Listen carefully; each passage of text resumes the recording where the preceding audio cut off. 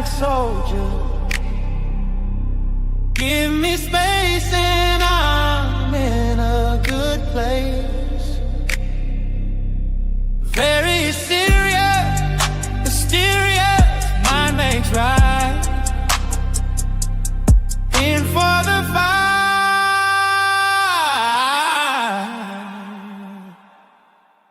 Starlight out on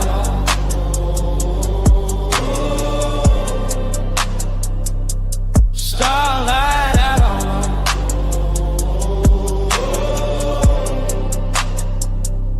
starlight outlaw, cosmic soldier. Give me space and I'm in a good place.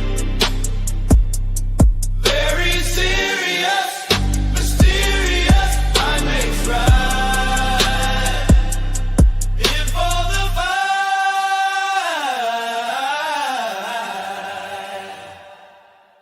Starlight outlaw.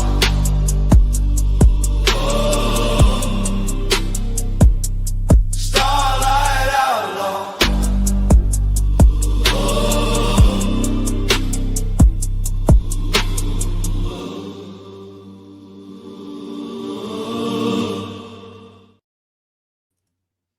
Thank you, Miss D. God, I hate this fucking song. She says, I'm sorry. I like the intro. Some people like it, some people don't. I will be taking in commissions if people want to do a better intro song and video. I'll be back in maybe an hour. I have a general question about some actual ancient history. All right, bet. Yeah, that's one of the reasons I like it. It looks like a Giddy Up Buttercup from Fallout. Yeah, I know. Actually, Miss D, I know that's why you and a lot of the ladies give me hell. There's actually something that I was watching this morning, doing my morning routine, not the start my day routine, but my morning routine, and I'm about to play it. I feel like, because I try to be misogynist and evil and mean and like a future dictator of the world, but I feel like this is how the ladies acknowledge me when I'm being that way, and it's actually quite funny. Are y'all familiar with cat bug? I'm gonna see if I can find it. Here we go.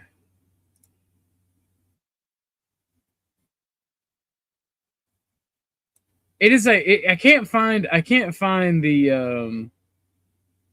the entire scene for cat bug, but it's an old show I watch. It's called The Bravest Warriors. It's an old animated cartoon from like 10 years ago, maybe 12 years ago now.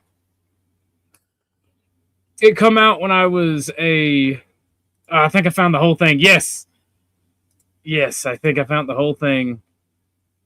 Whenever I'm being whenever I'm trying to be evil dictator Orthodox guy, and I'm talking shit to the ladies, this is just how I imagine they see me. Like this is how I think that Dee, Lauren, Kat, Becca, Snow, like all the women over here, I feel like this is how they see me when I'm being like evil dictator. Officer Vasquez, control your lady friend. This bridge is no place for a woman. Yes, Commander. Excuse me? I demand. You are in a position to demand nothing, kitchen wench Tezuka. Do not make me regret the day I purchased you from wenches and things. Beth, honey, get a hold of yourself.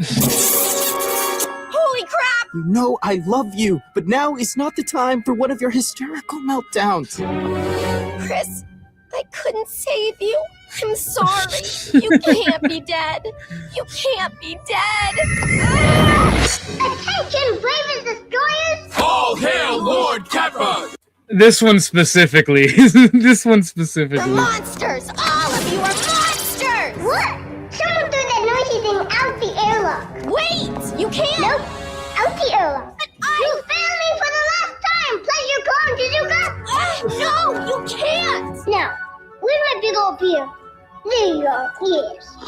Officer Vasquez. I feel like that's how all the ladies see me when I'm being evil. It's like, where's my big old beer? There it is. Yes. Good. Every time I try to be misogynistic, just gets downplayed because the women don't take it serious. Oh Lord, I love Catbug.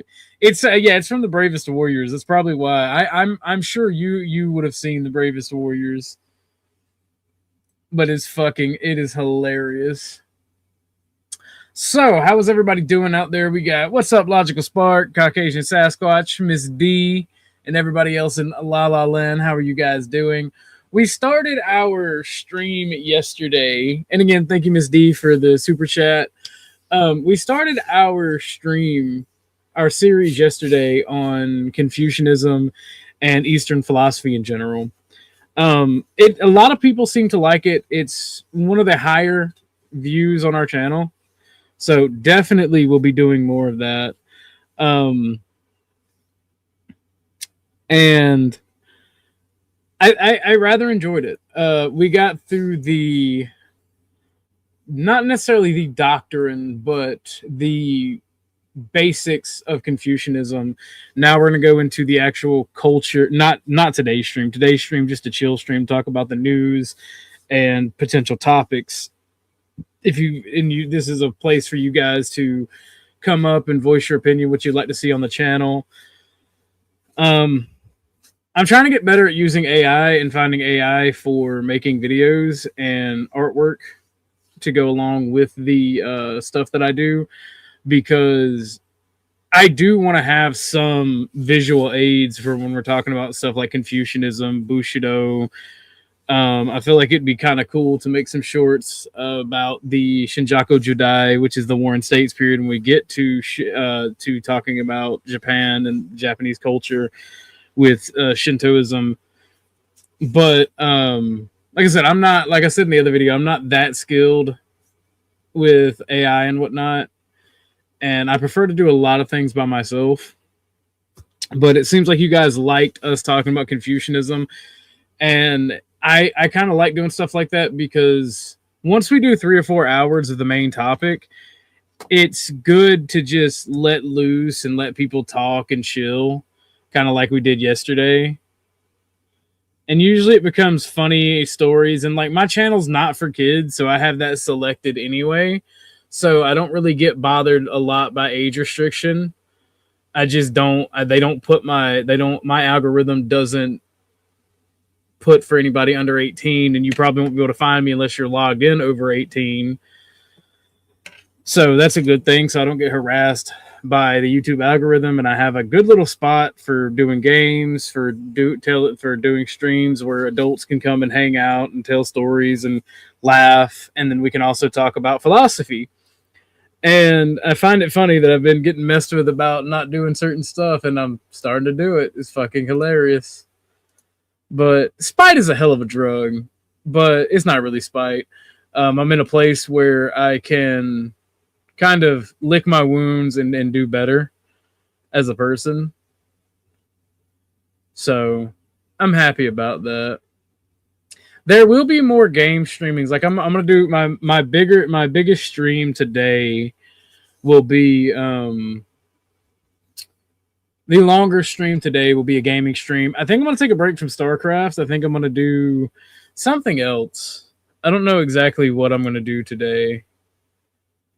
I want to do a first-person shooter, but I don't have many of those. I got Battlefield 4 and BattleBit.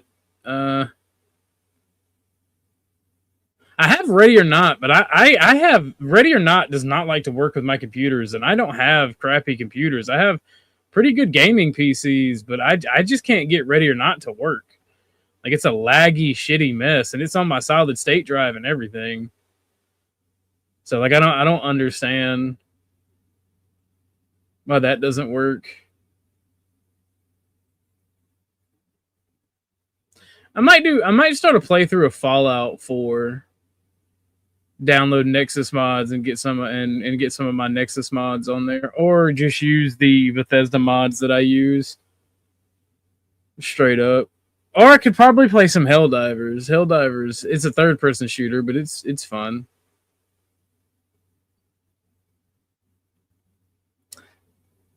Or I could play some Squad. Y'all get to see me have the most fun and get the shit scared out of me when a missile fucking flies above my head, and get to see me actually do bad at a game, like really bad. I suck at tactical shooters like Rising Storm Vietnam and Squad, but I feel like it'd be fun because I usually just play medic, and that's how I get all my score in that game, is just picking people up and just randomly suppressing fire for like randomly suppressing the enemy when I see a machine gun or something fire in the distance. Just randomly fire at the muzzle flash. This is how I play Squad. Now there was a couple times I got some really good fucking kills when a friend of mine and I ambushed a tank. Like I was his medic and he was playing an engineer, so he had like the RPG and shit. And he disabled the tank and the crew got out, and we just fucking went left to right and just went bah, bah, bah, bah. When I like playing struggle, dude. If you like Squad, you should come and play Squad with me. I can start doing a Squad, like a day specifically to play Squad with everybody. That would be awesome. I don't really like CS. I don't really like CS2 or CS:GO or whatever it's called. I just don't like. I don't like it. I like going full right wing death squad and just killing everybody on the map in Ready or Not. It makes me laugh, especially with the 12 gauge shotgun.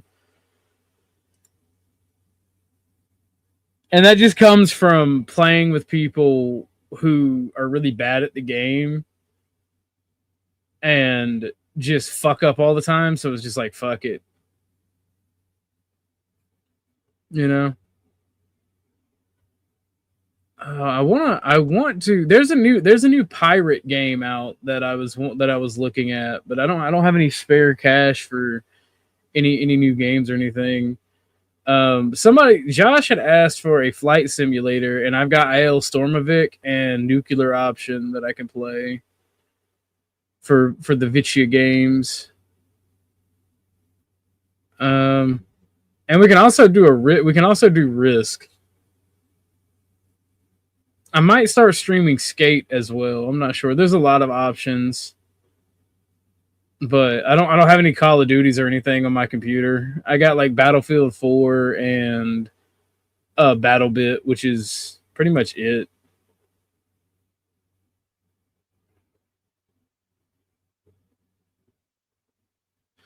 I think it is Windrose. It's new. It came out like 2 or 3 days ago. Like, well, it didn't come out 2 or 3 days ago, but it started being advertised heavily 2 or 3 days ago, and it's all over my Steam page, or it was. Like, now that I'm talking about it, it's probably gone. That's how my algorithm does me. Like, you're talking about this specific product? Well, guess what, bitch? It don't exist anymore. How you like me now? That's what you get for being racist. How dare you? How dare you?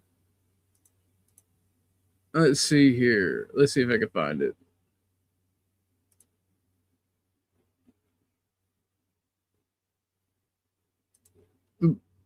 There is something I do want to try, though. I really want to try Body Cam. Body Cam looks fun as fuck, but I thought it was a VR only game. So I want to do stuff that's multiplayer. There is a World War I game called Over the Top that looks like it would be hella fun to play. But I don't really know.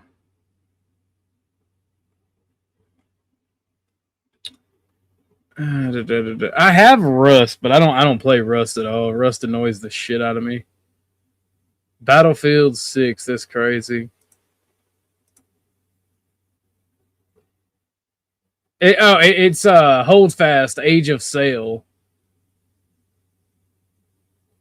Okay, it's not new. It's not new, but it released March 5th, 2020. But I haven't seen it advertised till a couple days ago. And apparently they had a expansion that came out, so they're doing a sale on it.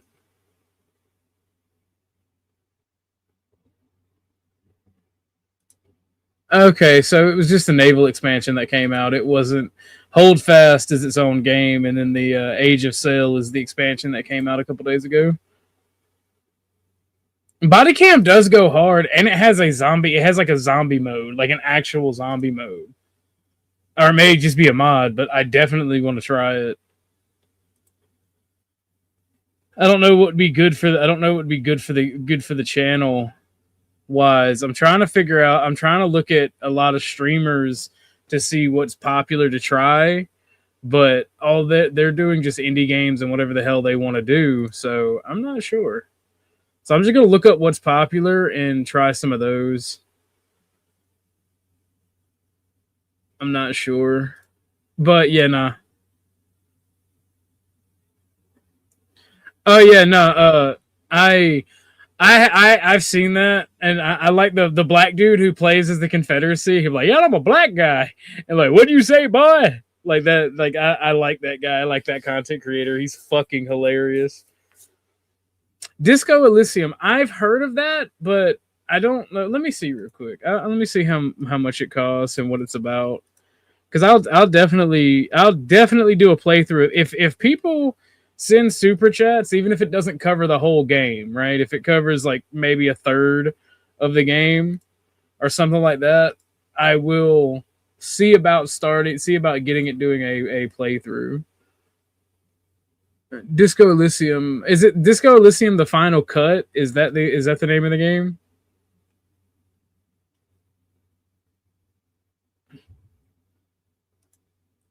That is very hurtful on the ears.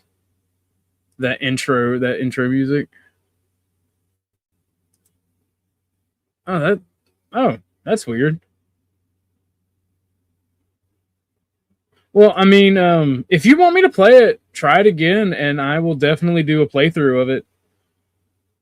I mean, I don't know why. Uh,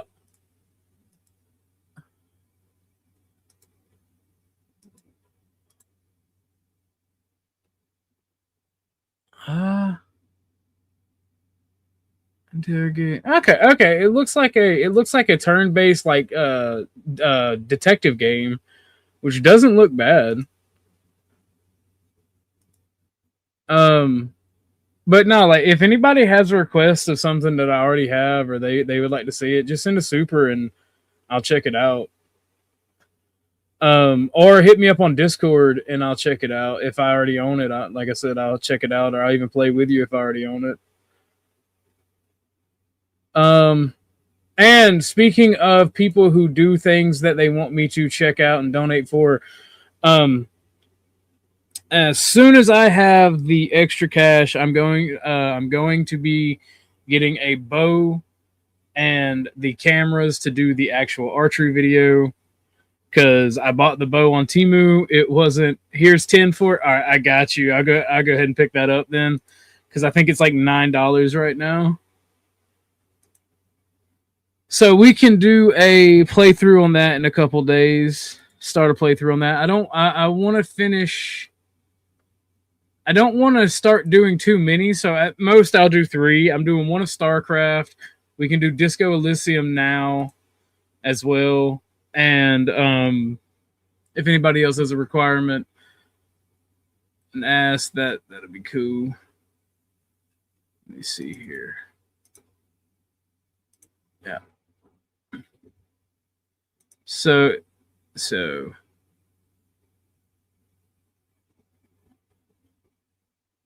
alrighty then. Not lost. That is in the pipeline now. It is in my account. So we will definitely be checking that out. Let me see here. No, it is in my account now. We'll be checking that out later. Probably today or tomorrow, actually. Yeah, probably today or tomorrow. I'm a communist with no credit card. I need to get my Google Bucks. I mean, fair enough. Fair enough. I appreciate you, buddy. I'm also not a communist, but also don't have a credit card. So they'd be like, nah, he's too poor white trash for a credit card.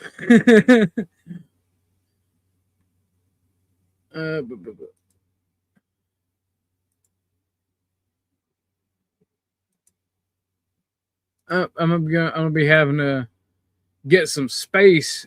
I'm gonna be having to get some free up some space here in a little bit because my I don't even have a gigabyte free. Hold on. I'm gonna be moving some stuff from one Steam folder to another. But no, so I guess we'll be doing Disco Elysium. If anybody else has any requests, like I said, just super chat for them. If I already own them, hit me up on Discord. We'll talk about it. Shout out to poor white trash. CC hold credit card holders is crazy. See, joke's on you. I don't watch porn, struggle. See, that's jokes on you. Oh. If anybody wants to join and talk. But yeah, I think definitely we'll be doing some playthroughs. And like I said, I want to have no more than 3. So we got 2 in the pipeline right now. That's StarCraft and Notlaw's just paid for Disco Elysium. So Josh is I watch porn, I just don't pay for it. That's crazy. But so we'll be doing a Disco Elysium, and I think I'll play Squad and Star Citizen occasionally. Not lost being indebted to capitalists with interest. Give me more of that. Hell yeah. Oh Lord.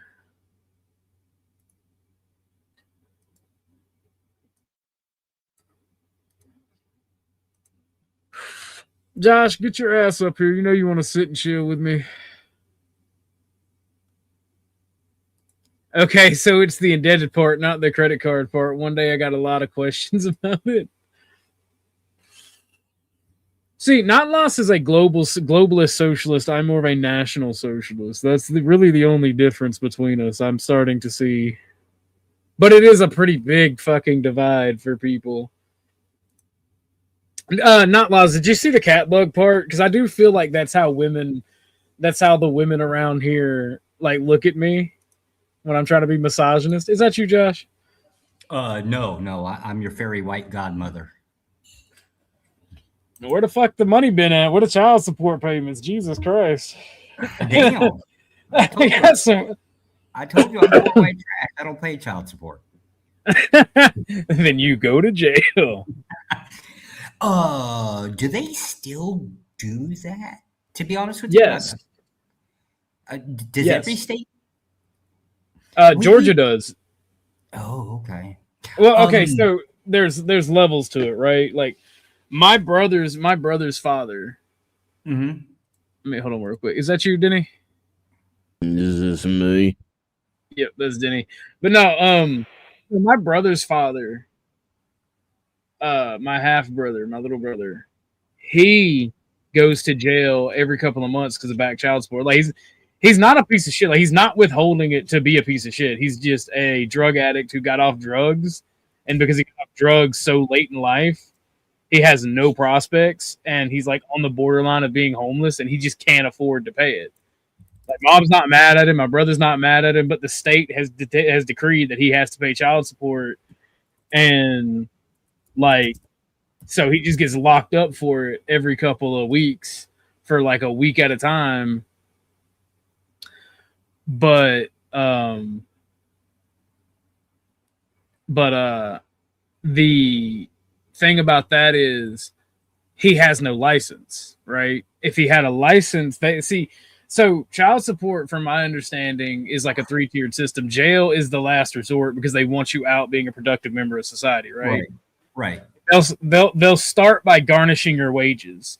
If you don't make enough to make the minimum payments, they'll then suspend your license where you can only go to work. Right. Yeah. Then jail, jail's the last part. And then they bust you for like not driving or like driving with an invalid license, and then get you for that, like kind of like double up on you, like your back child support and then the license thing, right? Yeah, I get the leverage. State Department used to also suspend. They used to. I haven't seen it done in a while. I have to check up on this. They used to suspend your passport as well, but I haven't seen a case of that in a very long time. I'm wanting to say like maybe 10 years. I don't know if they stopped. That's why I'm asking. Because it used to be very different, and now all of a sudden it's not. Well, see, what irks me, right? Because this goes into one of the topics that I was actually looking at before I went live, right? Like, I think men and women, whoever has the child, should receive child support regardless of how much they make, right? They usually do, isn't it? Doesn't it go based off of like a primary caregiver, like whoever the kid lives with during school? And that usually what it goes down to. Yeah, but not everybody gets child support, right? Not everybody gets child support. Like in most cases, custody is just granted to the woman automatically. Usually, And like what annoys me is, and I've seen it happen to my uncles and male cousins, is these fucking hoes will be fucking somebody else in the dude's house and all that and this, that, and the third. And then to be demanded child support that they don't even spend towards the kids, and then they'll justify it by going, "Well, I spent all my money on the children." That's like, no, dude, fuck you. You should have to prove where that money's going for the kid, or the guy shouldn't have to pay it. You kind of can actually, but now this costs money. At the end of the day, all of this. So let's hypothetically say you were paying child support for the last year, right? You can request for expenditure of that support, right? Like showing like where the money went kind of thing. But it's usually done through your lawyer, right? Now, again, you have to file for a motion that costs money, right? Like you have to pay the lawyer, that costs money. You're effectively paying to get a receipt is effectively what it is. And you're most likely going to be the case that you have to kind of like file for that like every month or two or something like that, right? I would do it every quarterly. But again, that's 4 times a year that you have to pay a fee just to get a receipt. Well, I think the child support should be done like food stamps, right? Where the money is taken from the parent, given to the government puts it in an account where they send out like a debit card. And that debit card can only be used at grocery stores and to pay utilities. I would almost agree with you, except for the amount of cost that's going to come with that type of system, right? Because like it's bad enough you're already asking the government to kind of like settle a dispute between family, right? Like that in itself is a problem that goes with it, right? But then you're also asking for the court to monitor funding, right? And that comes with a cost as well. So now you have like something like let's say Social Security. You have a system that monitors, how much money comes in. Then it's on top of like the state food stamp system where it monitors the money going out. That comes with a cost. Actually, you know what? Some of my hated enemies owe child support. Actually, just fuck everybody who owes child support. Cut off their nuts if they don't pay it. Actually, not after further review of my hated enemies. Never mind. Let's not reform the system because it doesn't affect me. So, where do you think the amount for child support is calculated from? State usually like predetermined. What's the formula though? How is it figured out? I'm not exactly sure, but I think it's to do with I can tell you it's really simple. It's a very easy math equation. So they take both parties' incomes, which have to be verified. They add them together. That gives you 100% of the income if you were living together and raising your child together. That's 100% of your family income or the child's parents' income. Then they take and they determine what percentage each of you makes of that income. So typically, for most people, you're looking at like 65-35 to 50-50. There's not much more difference than that for most people. So then what they do is they take the average cost for a child per month. This takes into account the additional rent for having a bedroom for them. This takes into account food cost, electricity, insurance, car payments, all the things that are needed to support and raise a child in our society. Right. And what it does is it assigns the cost of those things at the same percentage of total income to each parent.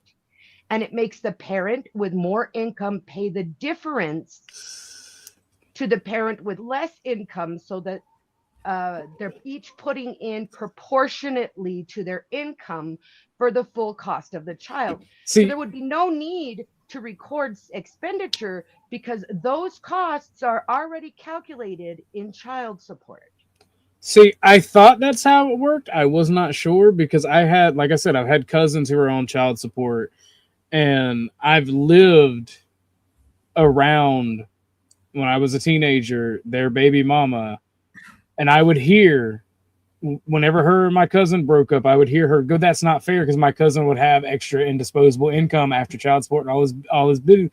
And she'd bitch unrelentlessly about it. And she would never do anything to better her income and her income percentage. She wouldn't go for promotions. She wouldn't go for education. So I see a lot of the dark side of that. And I don't think it's right just because another parent makes more money to make them pay a disproportionate amount. And then the struggle also brings up, what about financial abortion? If I get with a chick and she has the sole deciding factor to kill my kid, I should have the sole deciding factor if I want to be financially responsible. We talk about equality, but hey. Yeah, but that's kind of putting a weird twist on it, right? Like the court system has no interest in those type of things, right? It doesn't matter. At the end of the day, their interest is mostly going to lie into the child, right? So from their weird mathematics, right? It's both basically going to come down to, this is probably like the bare minimum cost that it comes to raise a child in this state. And so their loyalty is actually toward the child, not to the parents.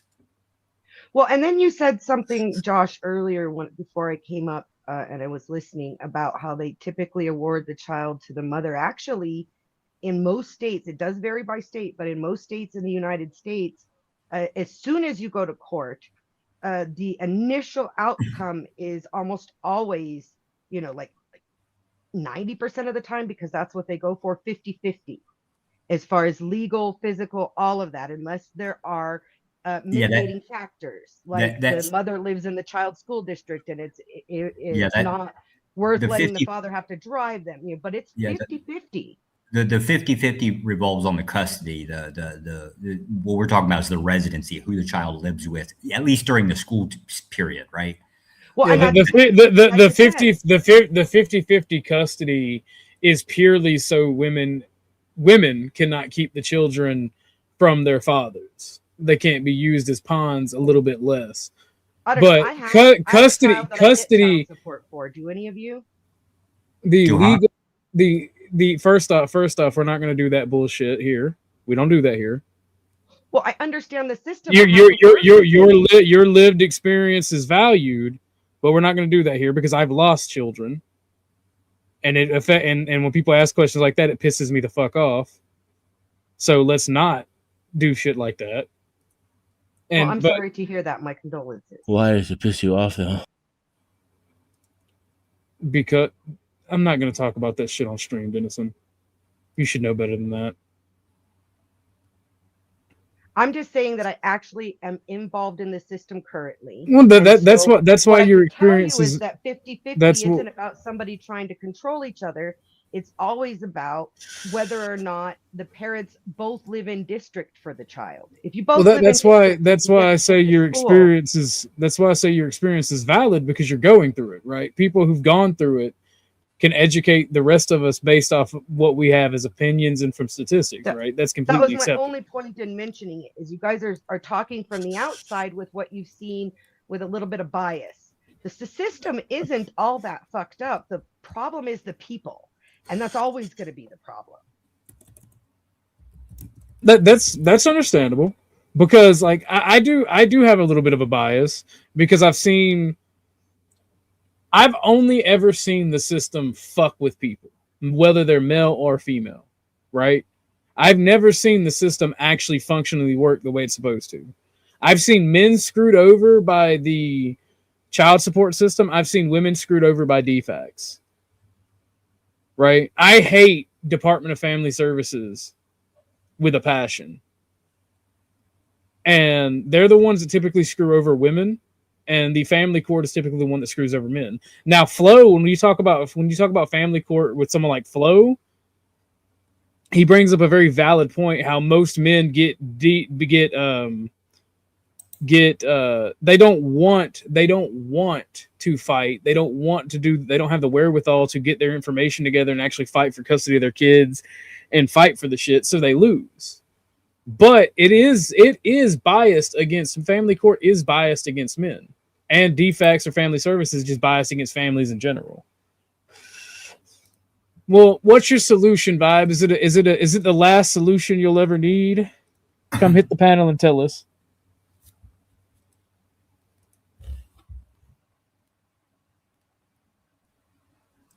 But quiet, or only 2% of the federal budget goes to SNAP, by the way. So here's my thing about child support. I'm going to tell you honestly, I liked it the way we had it before we went through the state. Things were working. You talking about before Carter? No, before me and my current ex, who I have a child with, went through the state. We had a couple years where the state wasn't involved at all, because I don't get any state aid.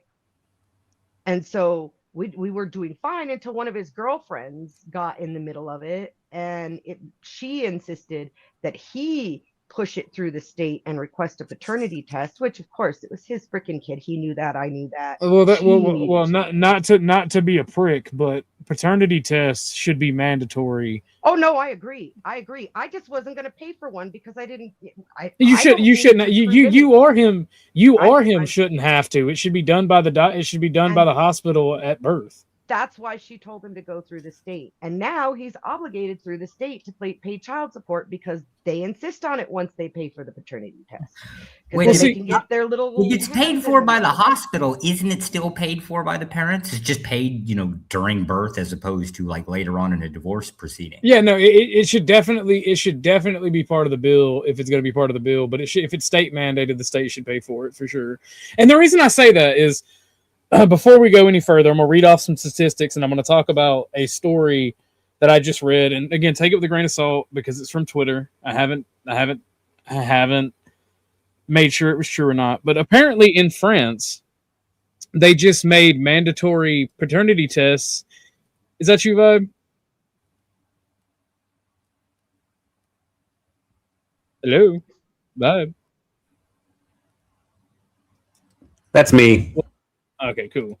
So in France, they've made mandatory paternity tests illegal because, statistically speaking, and there are statistical data on this, French women cheat more often than most other women anywhere else in the world.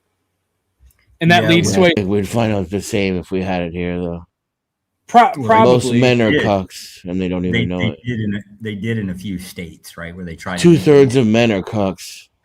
Yeah, it resulted in a lot of problems, right? But I mean, this is what it is. If you want to know, right, then you've got the responsibility comes with the knowledge. Women are scandalous. It's so cheap now, though, that so my stepson. Yeah, well, hold on. Let me put a kid on him, and all he had to do was go buy an over-the-counter paternity test. Let me actually read the story, right, you guys? So French women cheat as much at a level as paternity tests are illegal because of how it would destroy French society if their women were held accountable for their actions. French men cannot have paternity tests on their children without their wives' or mother's consent. And some estimates say 20% of men are raising kids that are not biologically theirs.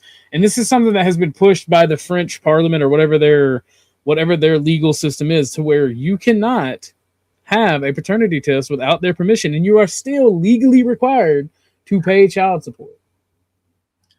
They kind of do that here too. Like, he did an over-the-counter and he had to take it to court, and they had to do another paternity test that she participated in with the kid. And if you've been raising a child, say for 8 years as your own, and you get divorced from a woman, and you both knew going into it the child wasn't yours, you still get hit with the child first. You're still going to pay child support. They know you as and that right there alone should be reason enough to have a revolution against this country. I'm not joking. I'm not kidding. I am not playing at all.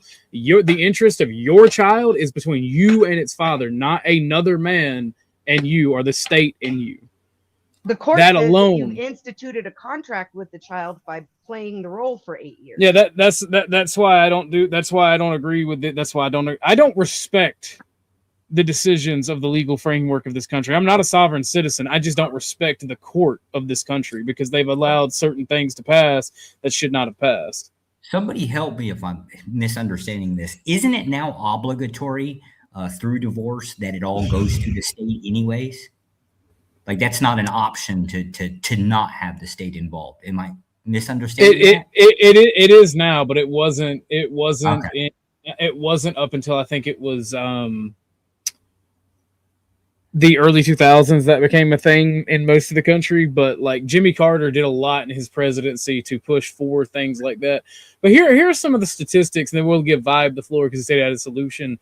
This is U.S. family court trends, or family law trends from 2023 to 2026. Divorce rates declining overall, with 672,502 divorces in 2023, a rate at 2.4 per 1,000 people. However, gray divorces among those aged 65 plus have tripled since 1990, now accounting for nearly 10% of all divorces. Custody outcomes in 2018, 80% of custodial parents were mothers, and that custodial parents is something that is referred to that is past the, like, it can be done with the 50-50 50-50 custody, right? You're considered a custodial parent if the kids live with you during school and stuff like that. Yeah. And but 80% of the custodial parents were mothers, down from 82.5 in 2004 or 2014. Fathers are gaining custody more often, though 91% of custody decisions are resolved without court intervention. Divorce intervention, women initiate 69% of heterosexual divorces. Child support, the program called collected $29.5 billion in fiscal year 2024 or 2024, and 65% of custodial parents finding the process easy to navigate. However, less than 25% of single mother families receive child support. I actually have a female friend that will not put her baby daddy through child support, and it pisses me off hearing her bitch about it, because she's not a woman that's trying to use the guy. She's not trying to fuck him over, and he refuses to take care of his kid. So like I said, I've seen it on both sides, but I see it more often than not where one person is trying to fuck over the other person. The court pretty much allows it. Self-representation.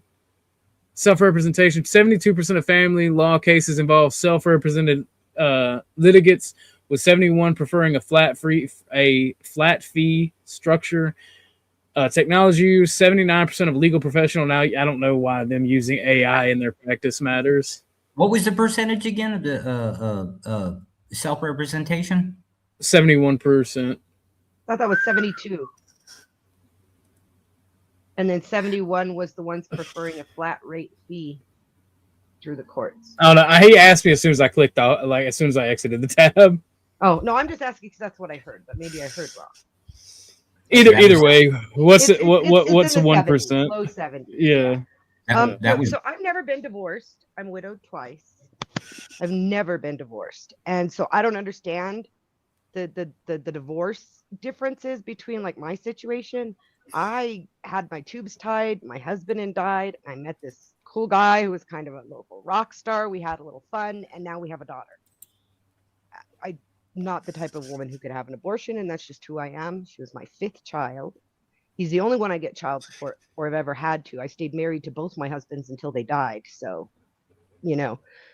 my experience with custody issues is that most often it's individuals, not lawyers, who go to a judge, and the judge refers them to what's called a friend of the court. Now, this is a psychologist, sociologist, somebody in that sort of profession who visits with the family, visits both households, makes a determination about what's in the best interest of the child. And that's what the courts focus on. Unfortunately, paternity doesn't even play into that. Like you say, there should be a law for paternity tests, but paternity doesn't even play into that once a father has said, well, yeah, I'm going to raise this child, and you've had several years of that happening. Like for me, I don't have to have a maternity test. I gave birth to the child. So the only person who benefits from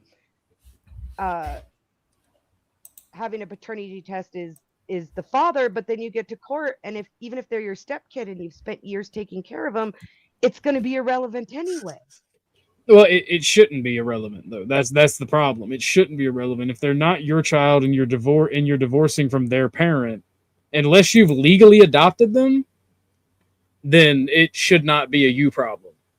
But the child has enjoyed the benefit of that 2 That doesn't. I don't care. I don't care. That is not their child. That is not their problem. I do not care. And no offense, because I'm listening to what you're saying, and I'm taking in this knowledge of somebody with experience. And I don't mind changing certain viewpoints that I have based on that experience, right? If next time I hear a red pill dude bitching about how unfair the system is, I will now argue with them that the system is fair-ish, that you should still require a paternity test, and if it's not your child and you get a divorce from somebody, they shouldn't have to pay. But I now won't listen to them when they're bitching about it, because I have somebody with experience, not a guy who's just bitching about women and feminism. You get what I'm saying?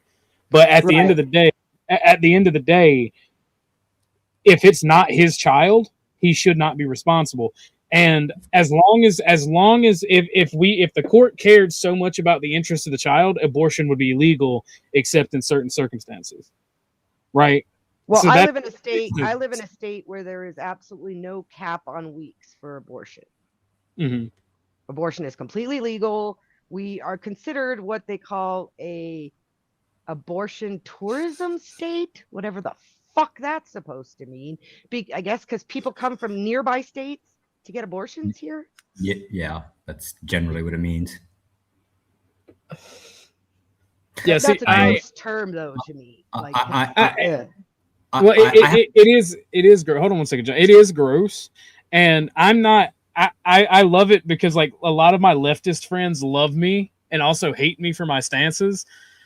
Because I'm not one of the people that says, "Oh, you should be forced to have the baby, but now that you've had it, it's your problem." I believe that the best interest of the child would be not necessarily state intervention, but if there's a single parent, the social safety net should include children, not just workers who've been injured. And like, if the state is going to mandate that you have a child, they shouldn't be allowed to just go, okay, now that you've had the child, it's your problem, raise it. Well, I'm pro-choice. I'm pro-choice. I could never have one, but I'm pro-choice. And what disgusts me is the idea that they have to travel from the middle of Texas to the middle of New Mexico in order to get a medical. I think they should be. I think they should be in prison for running for going to get state law. If they're going to get the abortion, they should be forced to move to the state where they got the abortion. Plain and simple. You're circumnavigating state law, and for anything else, that would be a crime. I think that we let women get away with entirely too much to give them the same freedoms and it's done because of democracy. It's done because of big tent politics. We have absolutely no way of enforcing it. We can't enforce it on driver's licenses. We can't enforce it on vehicle registration. We can't enforce it on vehicle inspection. Like, there's a lot of reasons. Here's the secret. Here's the secret. People like Flo and other libertarian-minded people don't want you to know. Just by virtue of it being a law, will cut down on people doing it. That's the secret. Now, there's always going to be people that break the law, sure, But by having a written law, it's going to keep saying, I would argue 20% to 1/3 of people from doing it just by virtue that they're sheep and it's on the law books. The fact that it's illegal to murder someone has stopped me more than once in my life. So I agree with you on that. Yeah. Now, there's always going to be people who break the law. And for those people who choose to break the law, they should be punished to the full extent of the law. And like, I hate red pillars. I'm to the point where I don't like them. What's up, Beth? Welcome to the show. Hello, I'm not pro-choice, and it's not about telling women what they can and can't do. It's they made the choice to lay down and do the action that leads to that baby. Amen. That was their choice. Now that doesn't mean the men should be free of that choice. But if you're going to give women the absolute authority to be able to murder a man's child without his say-so, that men should also have the right to financially abort whenever they want to. If women can abort whenever they want to, men should be able to as well. Welcome to the show, Beth. Go ahead, Josh. I want to get the Florida vibe, and then Beth, because Beth just got here. Okay, cool, because I got some pushback on what you just said. I want everybody to understand. I turned red pill because of my ex-wife Beth here, right? Yeah, it's because I stole your pizza stone. Did you? Bitch. I want it fair and square in the divorce. You can kiss my ass. And you know I was the best thing you ever had. No, the pizza stone was the best thing I ever had. Yes. Oh, good to see you, Josh. Good to see you. All right, Vibe, you got the floor, good sir. What is your solution, the final one you'll ever need to this topic? Well, it's not final, but it is kind of like how I've been approaching all these problems, and it's always starting at the base. I call it the funnel, right? You got to look at the widest part, the biggest problem first, and then you get rid of that, and the funnel keeps on getting smaller and smaller and smaller. So here we are trying to say, wow, this custody thing is really unfair, but why are we even in this situation? And we have 3 things that are happening right now, and my prescription to those 3 things are happening. Well, the one thing that's happening is there's divorce, and that causes all this chaos, right? So how do we get away from the divorce? And the first prescription is sexuality has gotten way too prominent in society today, is acceptable.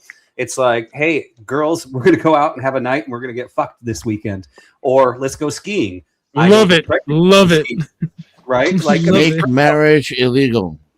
We have to change the prescription of the world with 12-year-old girls going on TikTok bouncing their boobs, right? I mean, we are now rewarding people for this behavior and making it acceptable. So the first prescription is bring the culture back to norm where we actually date and we court and have respect. Bring back shame.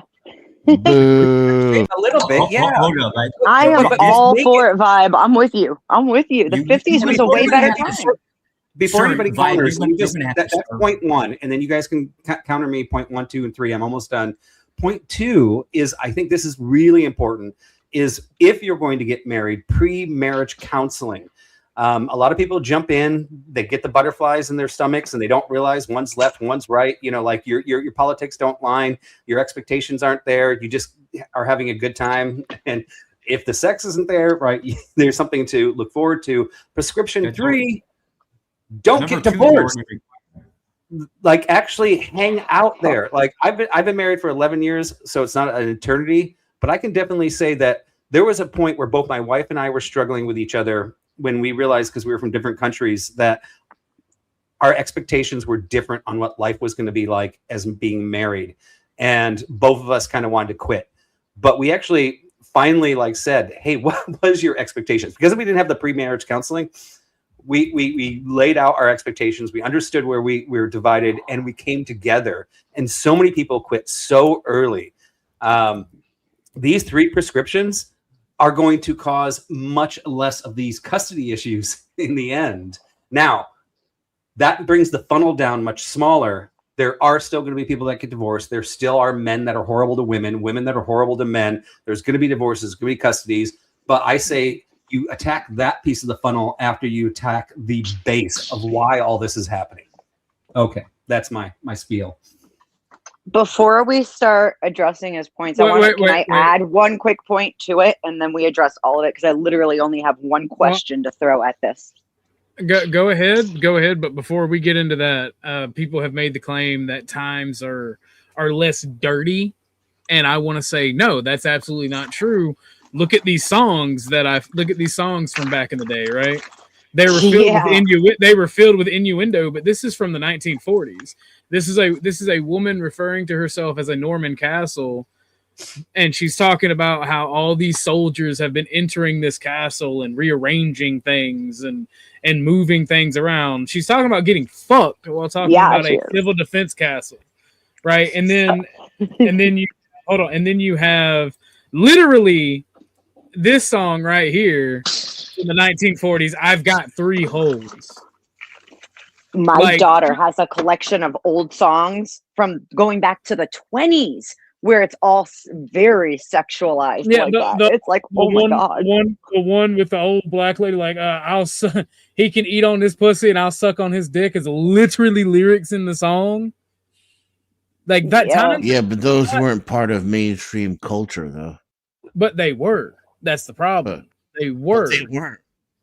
Those would have been illegal to put on the radio. And Dennis is right here, because even Bugs Bunny cartoons, when I was watching, Bugs Bunny answers the phone. And they're like, "You're going to win $1 million if you answer this multiplication question." It was a crazy multiplication question, and Bugs Bunny answers it correctly. And they're like, "How'd you do that?" And Bugs Bunny says, "Rabbits are good at multiplying." Now, all adults watching that know what they were referring to. Those songs, all adults knew what they were referring to. The kids had no idea. Today's lyrics, every kid knows exactly what they're referring to. Yeah. You know what I mean? So even if stick this and that in my wet ass pussy, do this and that to my wet ass pussy. There's some whores in this house. Yeah. The adults got it, and adults think that way, and that was okay. But now we've dumbed it down so much that everybody knows. Even a 3-year-old's like, "What?" Right? Like, that's the difference between when they're talking about it then and when they're talking about it now. But hold on. To counter to that's the one that's the lady I'm talking about, by the way, Josh. Josh posted in the background. This song was created in 1925. This one is from 1932. It's supposed to be the first black woman with a radio record label. He's not sure how accurate that claim is, but these lyrics, right? And I'm only showing the album cover of the song because you can go look them up yourself, because I'm not going to catch a strike for it. I mean, like, shave them dry, right? And I'm pretty sure this is the one where she's talking about lick on my shit and I'll suck on his shit. Like that. Yeah. That's the thing. And like, people, there was I will concede one issue, right? There was a social expectation that you kept this shit away from your kids back then, right? There was moral standards that were upheld that are not upheld today. My only point against Vibe, I don't know why Gary in with the facts. I don't know why y'all talking about this. Y'all know Islam answers all woman problems. LOL. But no, the thought that sex has been this dirty, filthy thing, even in Puritan America, is absolutely flawed. We just didn't allow people of a certain age to participate in it like we do now. And when I say participate, when I say participate, I don't mean the act. I mean even talking about it, right? In that context, right? It's not. We go ahead. They also got married a lot earlier too. Too much older men. Well, yes, but like, I mean, the age, so the problem is that's different across the board, not just about marriage, and mostly not of their choosing. Yeah, before 1940s, it wasn't uncommon for a 12-year-old to move out from their parents' house and get started in life too, right? Like there was all kinds of factors that led to this. There's lots of things that are different. Well, yeah, the child labor laws were huge too. You're right about that one. Not move out. Kids were working, and that kept them busy, though. To be fair, within agriculture, there is no child labor laws, with the exception of operating some heavy equipment, right? You can be any age working out on a damn farm. We just don't do that. I think we should. I worked on a farm when I was like 9, and that was my little spending money. It was great.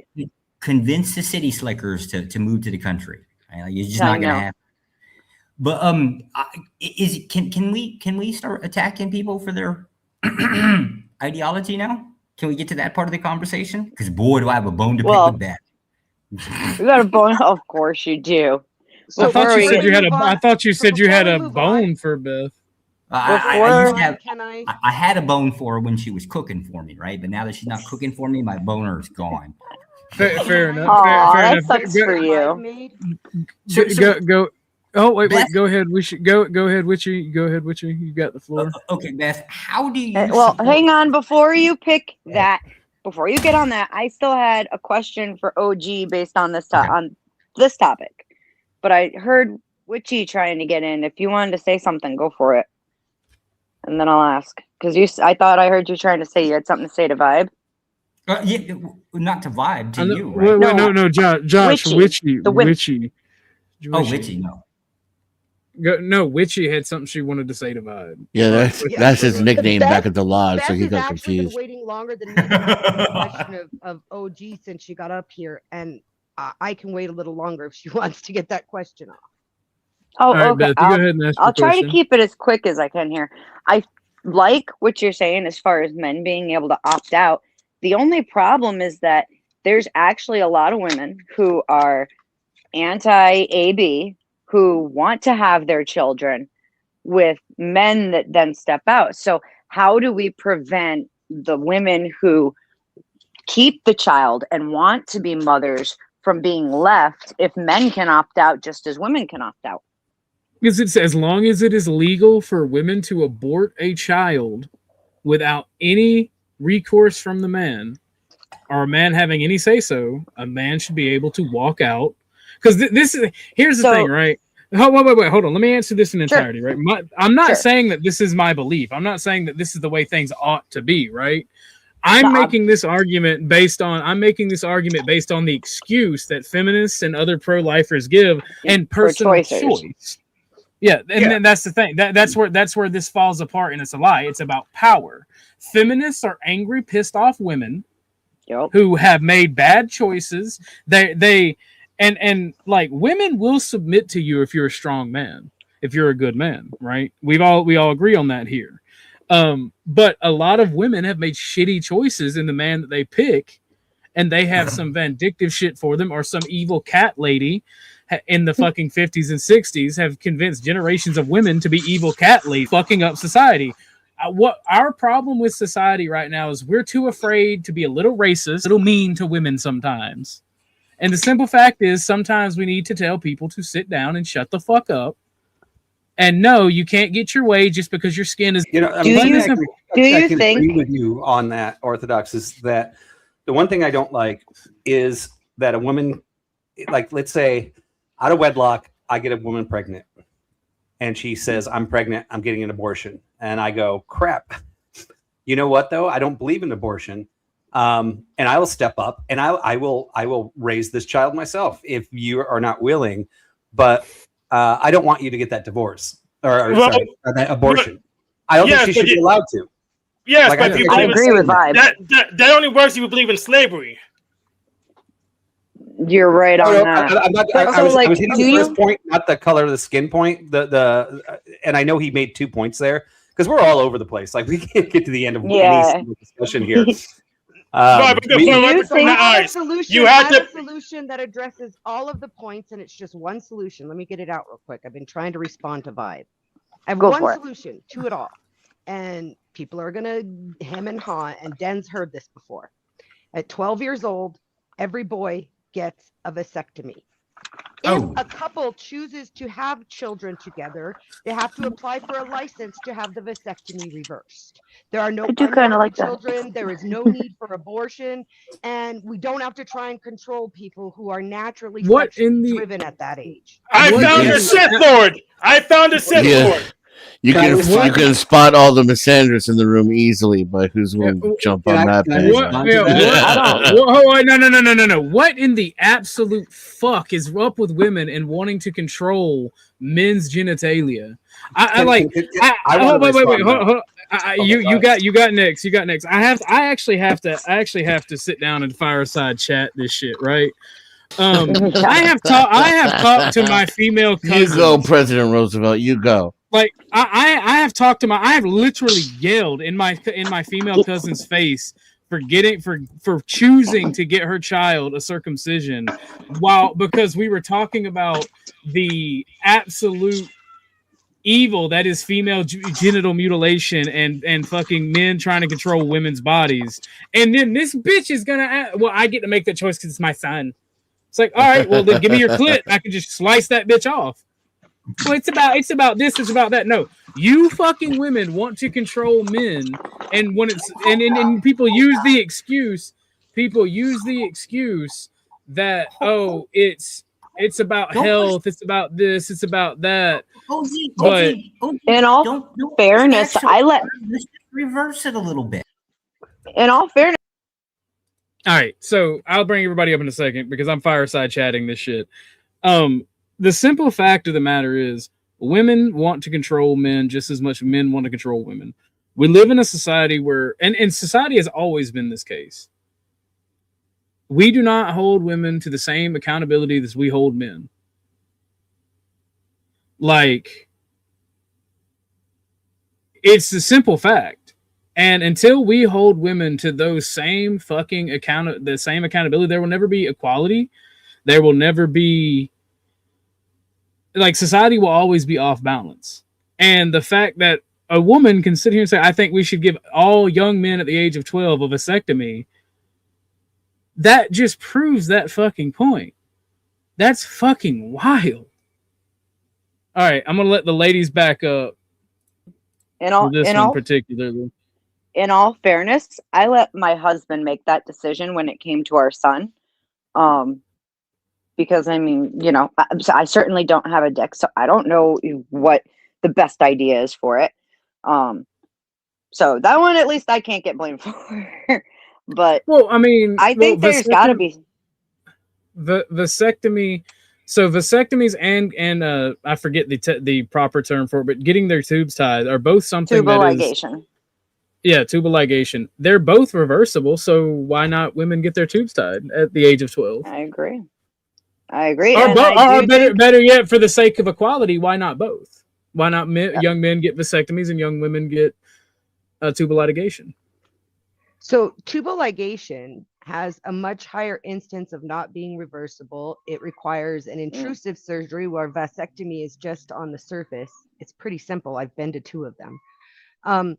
There's being to them and having them done are 2 different things because they still have to cut open the testicles to perform the vasectomy. No, they don't.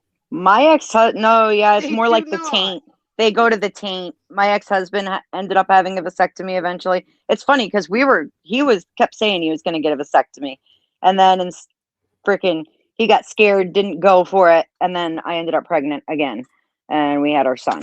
So they don't have. So they may not cut open the balls, right? Right, but they still have to get to the testes to perform this, or the tubes that connect to the testes. In order to do a tubal ligation, they literally go damn near hip to hip. And here's the other problem with that is no. I'm not going to let y'all run from this because I've seen people. Oh no, I'm not even running. I've seen people I've seen both of them, right? I've seen people who've gotten both of them, and both of them, both the men that I've seen that got vasectomies and the women that I've seen got their tubes tied, both of them were out of commission for days in pain because of surgery. May I finish my defense of my position? Sorry, go ahead. I'm sorry. It's a less intrusive surgery. In statistical measures, vasectomies have a much higher rate of preventing pregnancy than tubal ligation. I personally have a child post tubal ligation and ablation, which means they burned out my uterine lining and it grew back. My fallopian tubes grew back after tubal ligation, where they cut and burned them. So I ended up with a hysterectomy eventually, but so I just want to know wait, my clamps fell off too, by the way. My clamps. No, I'm not gonna let you finish. For one, money talks. Hank says, why do women desire men who don't have self-control to use a condom? And Struggle, I love you, dude. I appreciate you. But you gotta let her finish. To harvest than storing eggs in case a tubal ligation isn't reversible. Before any of this, all right. This is a vasectomy. I was gonna. Oh, okay. Never. No, you go ahead, Struggle. You go ahead. No, I was just gonna say. I mean, I've had a vasectomy done, and that shit is not surface level whatsoever. So I don't know. Whoever the fuck said that it's surface level is fucking actually fucking retarded. They cut up my fucking testicles and fucking whole ass cut a fucking vein and cauterize the fucking two ends of that motherfucker.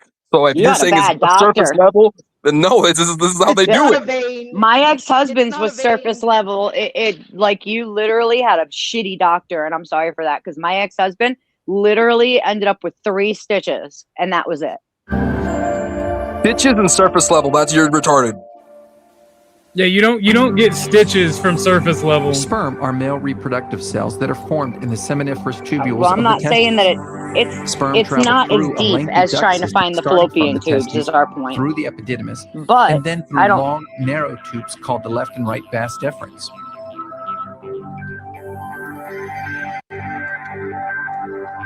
The sperm continue to move through the seminal vesicles, the prostate gland, and the bulbourethral gland, mixing with seminal fluid and forming the ejaculate called semen.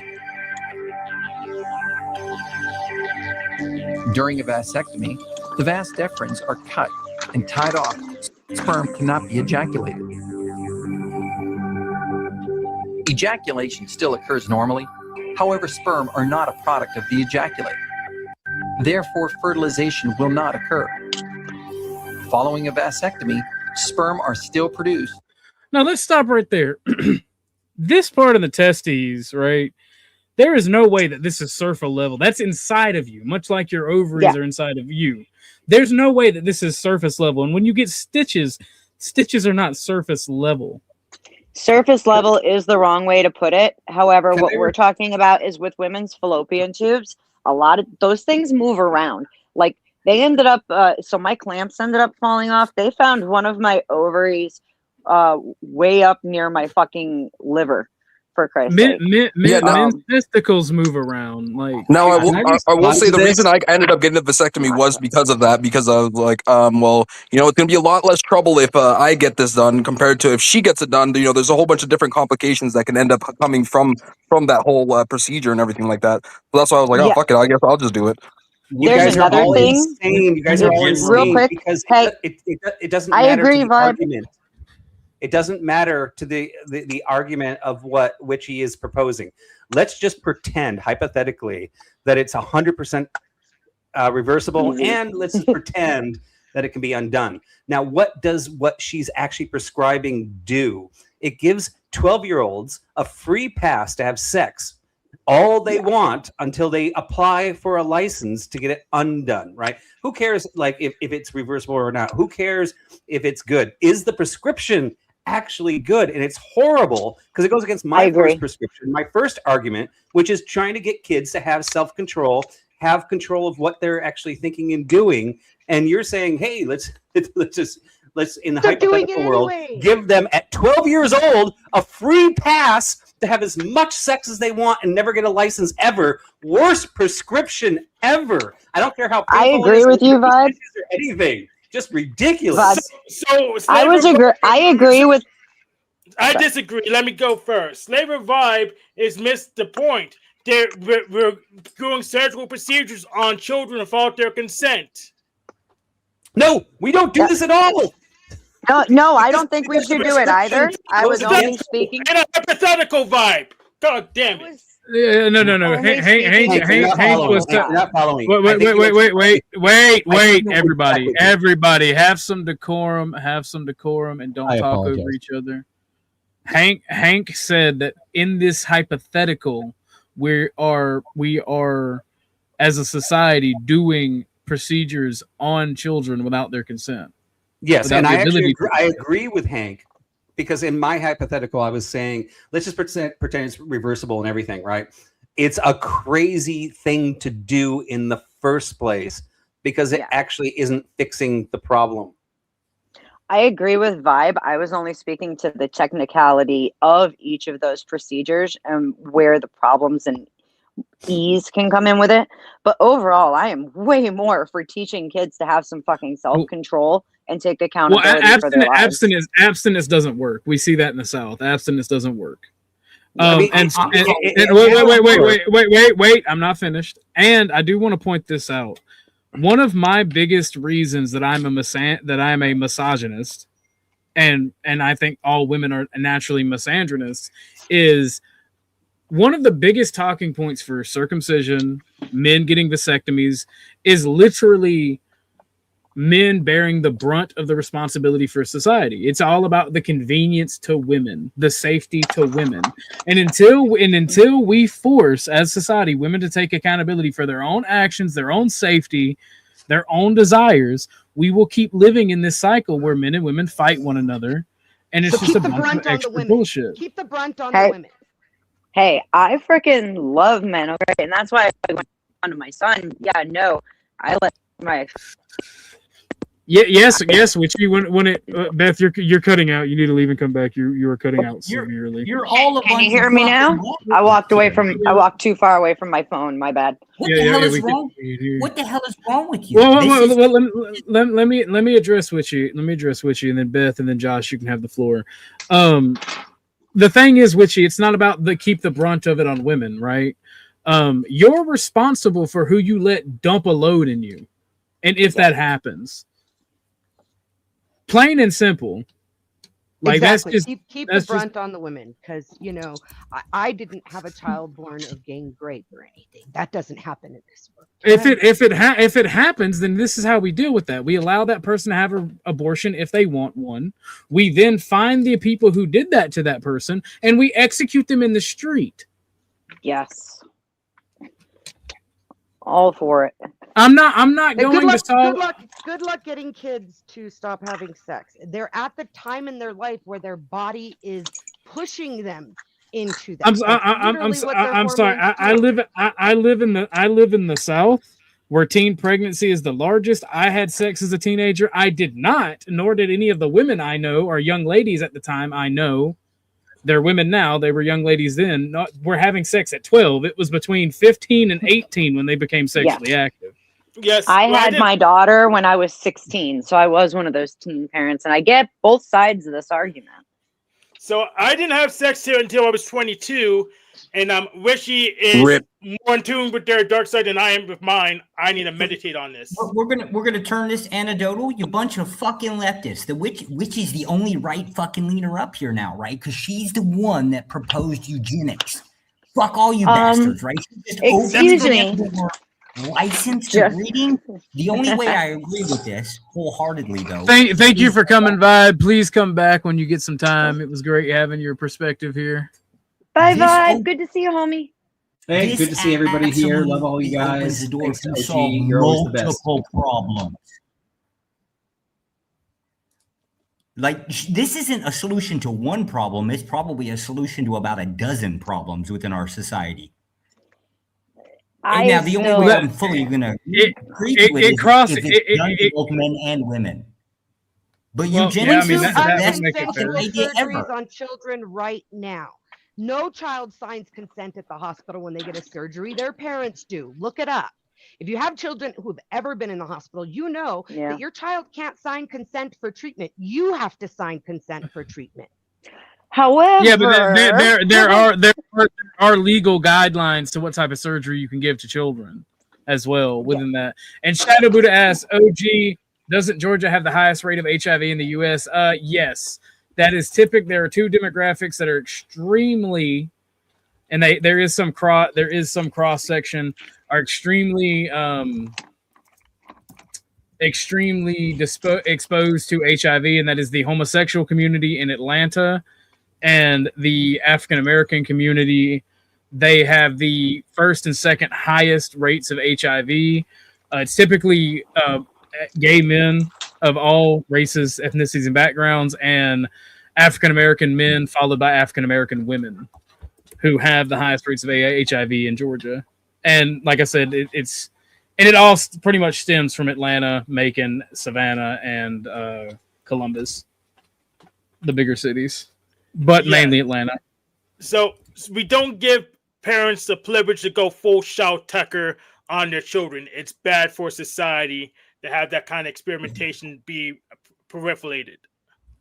Fuck you. Eugenics is awesome. I don't give a damn, and I'm dead serious about this, right? No, this is the level. This is the level of authoritarianism that I'm not okay with, and I will put a bullet in somebody over. Josh, someday I'd like to invite you over to my channel for an interview. I really want to pick your brain. You see, that's the thing, right? You're all talking about the children's rights, right? Except for the parents are the one that generated this problem, right? So now you're going to basically, within one action, you're going to solve both the children's problems, generational problems, and the parents' fuckery problems. You're literally going to come up with a license to breed system. You're going to solve a lot of crime too. Yeah. You're going to either be a productive citizen or you are going to have your breeding rights removed. Well, and criminals are typically unwanted children. They're children who are raised by families who couldn't afford them, didn't have the means, the education, or anything else to raise a child. And it's technically not abortion. So, like, we're not killing anything. We're just interrupting the process. I wouldn't go as far as to say, where's the statistics on that? On most criminals being children of households that, couldn't afford it or were ill-equipped, or however you said it. Look for yourself. It's everywhere that the majority of people in our prisons come from low-income families. Yeah, we kind of want to get rid of the low income. Sam Bankman-Fried. Well, the most of our country is low income at this point. That's kind of what I'm saying. Get your money up before you can get your fun up. That's kind of the point of eugenics. Is that you want to get rid of, you want to not even get rid of, you want to prevent all of these drains on the productive part of society. Eugenics makes your society less rugged. Germany lost World War II because their program didn't diversify enough. No. First off, as the only actual pro eugenics person on panel, that is not the end all be all to eugenics. Eugenics is not necessarily about, and you know what? The most productive people in society are not the wealthy. They're the middle class and poor, first and foremost, because they're the workforce. Eugenics is designed to literally cut out genetic diseases. That's the purpose of eugenics. Now, if you don't think crack babies are a genetic disease at this point? No, that is a disease those are diseases brought about human nature. Now, can you use eugenics to rectify that? Sure enough. But if you want to use eugenics as a control method, you're part of the reason eugenics has a bad name. And I don't like you. Damn. Well, I do. I'm in love with you now. So you think people are going to stand up and volunteer for eugenics? Some do. Yeah, absolutely. If you offer an incentive, sure enough. Yeah. Yeah, and definitely sure, though, eugenics, people talk like this, will be people still around. I like it. I won't stop you for signing yourself up for it. Yeah. My map is within the realms of OG land, so I want to please donate to my master so that he does not beat me. I want to make a slight correction to. Wait. Hold on. Our society structure now promotes dysgenics. GC Ben is not wrong. If you do not practice passive eugenics or eugenics in general, you are automatically practicing dysgenics. I agree. Go ahead. LA, am I correct that you're the guy who told me he was against, you're like antenatal or something? That's a life reformist, a life abolitionist. Who? I don't think anyone up here is an antinatalist. Yeah, I'm pro. Maybe Josh. Josh might be. I'm a little steal bit. His pizza stone. I'm borderline close to it. You don't like babies, Josh? Come on. Well, I mean, I like my kid. I just don't like most of y'all's. That's the difference, right? So, just a question: how many of you people support Planned Parenthood? None. Ooh, I have. So I actually I would me with. I would have supported it before the Democrat takeover of it and leftist takeover of it. It was very helpful for my ex-husband and I when we didn't have health insurance and it was providing me with birth control. That was very healthy, very helpful, as well as, making sure that my health was okay and all of that. But once it really, really started, some of what I saw when it came down to the abortion side of stuff really left a bad look for them. I don't like that shit. OG, what are your thoughts on the bell curve, intelligence and class structure in American life by Richard Hempstein and Charles Murray? I think the bell curve is the single greatest social science invention or social science discovery in our history as humans. The point is the entire system of liberal social science has tried to discredit the bell curve. And it's one of my greatest talking points when talking about how science and peer-reviewed studies can be bought off, because the bell curve can be observed among race, class, all of these things, and it's shown to be true time and time again. But yet, because of the ethics, because of the feelings of it, it is literally disputed and hated time and time again. Well, that's not the reason I dispute. I dispute because of IQ itself being a really crappy metric statistic. They should have kept with mental age, a strict scaler, so there's no confusion. There's no freaking. Well, IQ serves a large portion in the mental age, right? Because if you look at McNamara's morons, I think I'm saying the name right. The experiment done by the U.S. military during the Vietnam era. It shows that you have to have a IQ of at least 90 to be a productive member of society and at least 80 to be able to take care of yourself. As I was saying before I was interrupted, I'm going to finish my statement because I was interrupted. IQ is a bunch of statistical nonsense, which is why I don't trust it. They should have kept it with mental age for it to be a static scalar, so there's no confusion over what's smarter than the next thing. I mean, I don't disagree, but I don't necessarily inherently agree either. Like, I don't see the point. I don't see the issue in using IQ or mental age, because when you're trying to determine someone's mental age, their IQ plays a significant portion. Mental age came before IQ, and IQ munches up the mental age metric that caused confusion. Well, I'd have to do more research on that, Hank. Just to be fair, most aptitude testing is generally a better predictor of what you're going to put your effort into, as been demonstrated by the U.S. military. Yeah. No, aptitude tests quite frequently take into account IQ. Again, I revert to McNamara's morons. Sure. And I think that we should do more aptitude tests, and I think we should be testing children on their aptitude as they go throughout school, so they can find the best path that makes them the most productive as well as the most profitable, if we're going to be a capitalist system. But you were trying to say something. So OG, you brought up that people are disputing the bell curve. So maybe I'm old, but when I went to business school, I had to take 2 classes in statistics to get my degree, and both of them, the entire thing was based around the bell curve. So has that changed since I went to college? So the bell curve in of itself is not disputed because it's just a graph. It's just a graph to correlate data. When you talk about the bell curve within intelligence and class structure, like specifically the question said, that bell curve is disputed constantly, time and time again. The bell curve itself is just a graph, and it's funny because, like you just mentioned, in business and finance and money, when you plot these data points in, it's respected and loved and seen as a very great thing for society. But when you do it with IQ and you start doing it with people, my feelings get in the way. But Dennison, hold it down. I got to take Tucker OUT.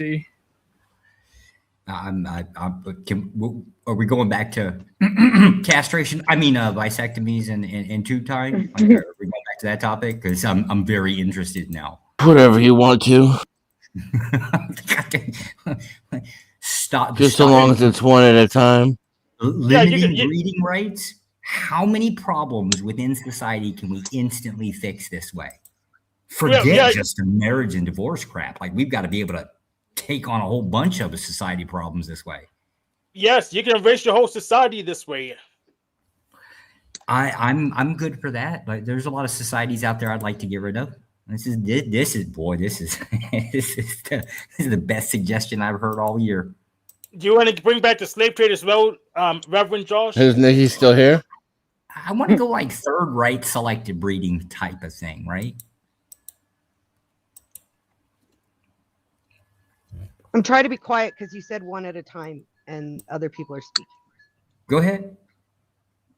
So my thought on this is there's just so many facets, like you said, of society that branch off of this idea of controlling reproduction, that the whole arguments about abortion, about premarital sex, about Christian values versus secular values, all of those end up coming back to birth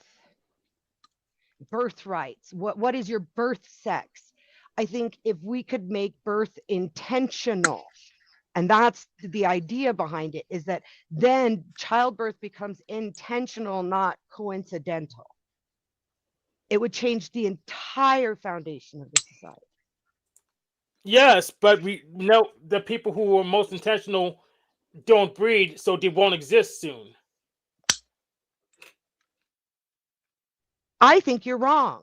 If you haven't made a young girl spend most of her reproductive years, her hormonal years, pushing down her desire to breed, she might still want to breed when she's older. That's fine. We can run the social experiment, but we got statistics.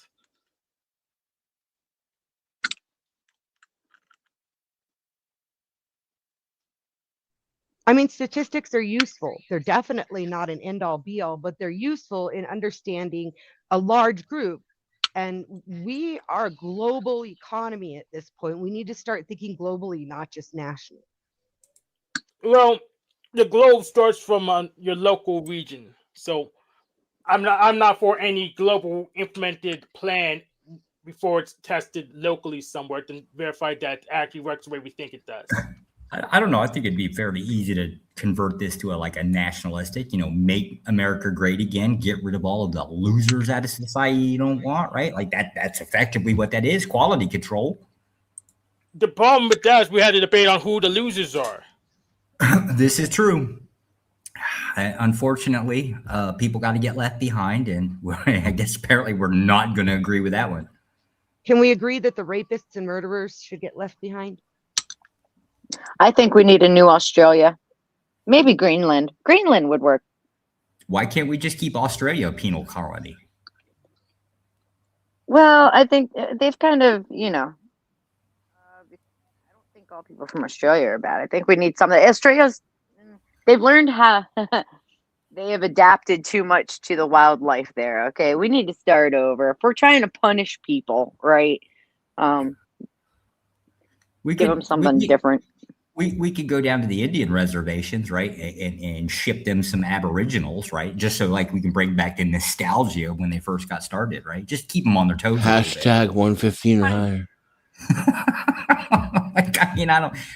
We don't need to reinvent the wheel. Just have to replicate something from the past.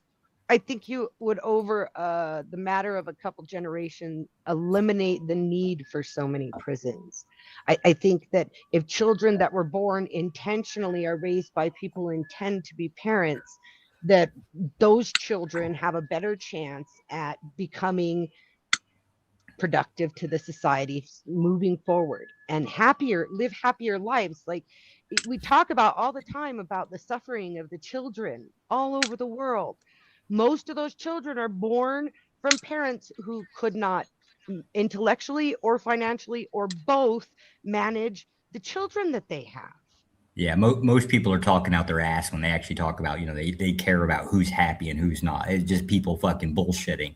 Right? Nobody actually gives a shit who's happy and who's miserable. That's correct, Josh. It's just, It's a talking point. They only care if they're happy, right? Pretty much, yeah. And most of them don't even want to be happy anymore. They want to be angry or sad or victimized somehow. Well, now I don't have any qualms with that. How do you enforce this? That I don't know. That's a good start. Well, aren't you just going to create like an underground railroad of 12-year-old boys trying to flee the gruesome oppression of the state? Yeah, you'd start with the Census Bureau, right? Like, I mean, start there somewhere. You basically get a list of names, which can't be that freaking hard to get. Vital statistics usually update with the CDC, which is public record within, I guess, like 6 years from every state. The vast majority of children in America are born in hospitals where they are coerced, if not told, they have to fill out a Social Security card application. That's where you start, at the hospitals. Just like children are told at 18, they have to register for selective service. Well, this is just another thing your country asks of you. So when you're 12, they're just going to flee to the Canadian border for asylum. Yeah, if the country asks for too much, I will remove some important parts of the country.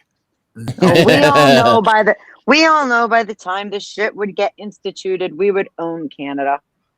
Well, no, it's global governance. We've already got global economy. Global governance is short behind. It's not even a matter of if, just when anymore. And these chess pieces keep getting played perfectly. It's going to be sooner than later. And because of that, it's going to be a global nation. There's not going to be a Canada to go to or an America to go to leave the oppression. And if we're going to be making decisions that affect the entire globe, which is coming up, I think eugenics has to be a big part of the discussion. And then you'll rule the whole galaxy, Wishy. And we're meant to save the Republic, not plunge it into darkness. Would we honestly care of non-compliance, right? If somebody doesn't want to comply with a rule and they're willing to leave, right? Would we honestly care at that point? Yes, when all your sexually productive males are fleeing your country, you're going to end up with a problem. OG was partially right. Yes, it would be the poor and the middle class that are the producers, right? Except for they're not our poor and middle class. They are the others, the out of the country, right? Like your small ass Asian hand fuckers that can hold the tiny ass screwdriver. Those are the productive ones. It ain't us. We're not a manufacturing powerhouse. It hasn't been for 50 years. So he's right, just not us. We wanted all of these benefits. Yeah, Josh, I don't think I like your tone. How's their creativity per capita? But I mean, we wanted all these benefits. We got them, right? Now we got all the problems that come with them, right? Wouldn't it seem reasonable that extreme solutions would generally be needed to reverse that? Because once a door is open, can we ever really get it that closed? Yes. Hank, why do you ask about the per capita? I thought you said no statistics. What the hell? What the hell are you listening to? Why would I say no statistics? You don't listen to me at all. You don't listen to me at all. I love statistics. Hank is Mr. Statistics. Shit, that was loud. Sorry. I just have a problem with IQ specifically because it's a statistical soup. It's hard to see what the hell's going on there because it's made too obscure. How is it obscure? Because the 100 is always the average? Yes, 100 is always average, and they do a few more things. Very strange things. Such as? They don't have a really long article. I had to go look at it, but they do. It's hard to put into layman language, though. So I had to make a presentation specifically to translate first. So is it something about the testing that you have an issue with, or is it using the statistics to make determinations that you have an issue with? The testing is an issue. Like, for example, I think one time they tested people based on, I guess, cultural references, but that's not cross-cultural compatible, and that will affect the score. And that's I've never seen an IQ test for cultural references in it. Well, those are older ones. So the idea you're saying is that they're testing fish, how well it can climb a tree, and monkey, how long it can hold its breath. Yes, yes. See, maybe I have a broad cultural experience where I live or something. I didn't think I did. I thought I had a very limited cultural experience in the Hispanic, Native American, kind of Mexican, New Mexican culture where I've lived most of my life, Southwestern culture, very immersed in it my whole life. But the IQ tests, I never saw anything that was cultural, and I've had them from a young age due to migraines and other things. But so I don't understand what cultural references there are in patterns recognition, which is the vast majority of IQ testing. Well, the patterns you'll recognize will have to do with the patterns you even see in the first place. I could probably find a pattern you won't be able to discern, but that's not fair for me to test you based on I guess patterns you can't discern because you've never seen before. I can honestly say that I had never seen the patterns given to me in IQ tests anywhere else. They're kind of specifically designed to be able to pick it up from the pattern that's there. Right, you're not supposed to be able to recognize it.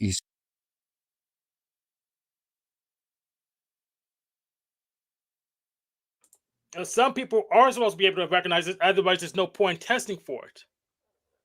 No, recognize it in the moment, not recognize it as something else. It's supposed to be something that you've never seen before, and you can recognize it by creating the pattern in your head. That's the intelligence. You look at something you've never seen before and make it into a pattern. Okay. So another thing is, why can't we IQ test these LOMs? Why isn't a valid thing that we're doing? You never got an explanation for that. Yeah, they would. What are LOMs? I'm lost. Large language models. The IQ, the AI. Why can't we IQ test the large language models? We don't want to do that. Why I do. Really? Yeah, really. For that. I guess you're on my side after all for global governance. You just want the AI to do it. No, I'm not on your side for global governance. Once it realizes it's smarter than us, we're fucked. I'd like that to go later than sooner. Well, yes, but not me. LLMs are dumb, though. They're not even as smart as I am.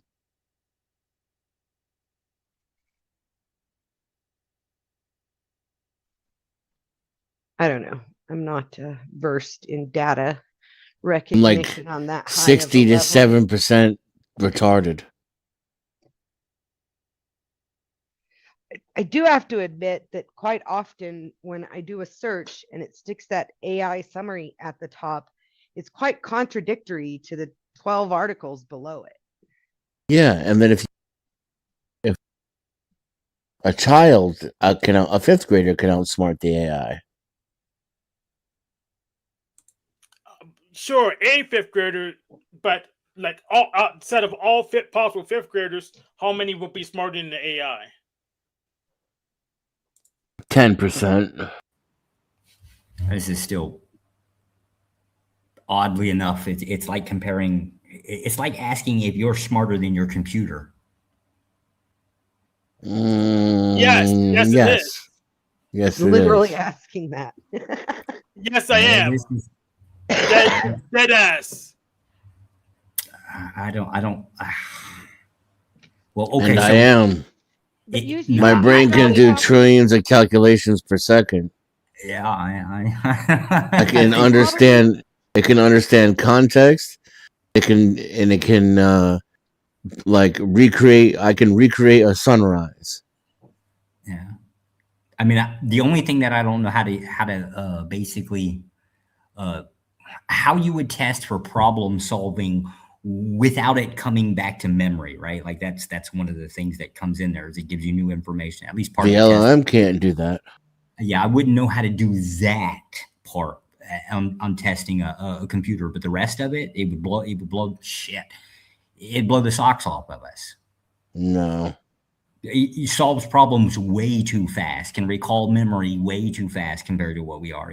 That's why it's a machine. And yet it still can't think 10% of how we can. That's by definition. Yeah, it can't think. It just recalls data, I guess. You call it memory, right? But it's just parsing a whole shitload of information. That's why they're afraid of when it will be able to think. But parsing a whole shitload of information that's stored is memory by definition. That's what we do. Yeah. It has to be stored somewhere. Sure. And that's exactly and what neurons. we're arguing against with the pattern recognition is that it's not coming from memory. It's coming from experience, which is completely different than memory. Experience combines all of the sensory perceptions of the memory, not just the written account of it somewhere in a file. Muscle memory. That's why our computer brain is superior to the mechanical brain, because it does not have sensory perception to play into recognition of things. It relies solely on memory. So you do have a weakness. Well, experience would be the weakness part, right? That's the bias. I have returned, by the way. But it's the weakness and the strength, because without bias, we're no more than the computer. Not gonna lie, I like the computer better than the people. A lot of people these days seem to go that way. I have a 14-year-old daughter who's quite the nihilist, and I've never felt that way. I'm really happy with life. I like that. Yeah, LLMs are dumb. I've had so much good stuff that I don't want to. Yeah, I don't. To be fair, I don't want to talk to it, right? I just want it to do my bidding. Well, and that's why you like it better than people, because you feel guilty to ask people to do your bidding. Yeah, every time I tried to get Beth to do dishes, right, like it wasn't going to happen, right? She fought me. It's basically like my You don't feel guilty about anything. Don't even try to tell these people that. I just want you to know. I was so sick. I could barely hold my head up, and this man did nothing. Nothing at all. Yeah, that's because she kept sending me porn videos. Okay, I really have to ask: is this a bit, or do you two actually know each other? No, it's a joke. They don't listen. They are actually divorced. This has been a running bit for a long time. Let me tell you how nasty this woman is, right? Like, oh my God, here we go. And all over a goddamn. She's sending me these fucking food videos, like, oh look, I'm cooking steak, right? And I'm over here fucking starving to death, right? Sure did. These evil ass women, right? I turned my camera on and cooked it right in front of his face. Fucking shit, man. I hate. Look at me, look at me baste that shit with that butter. Mm. Let me crawl in the red pill hole with you.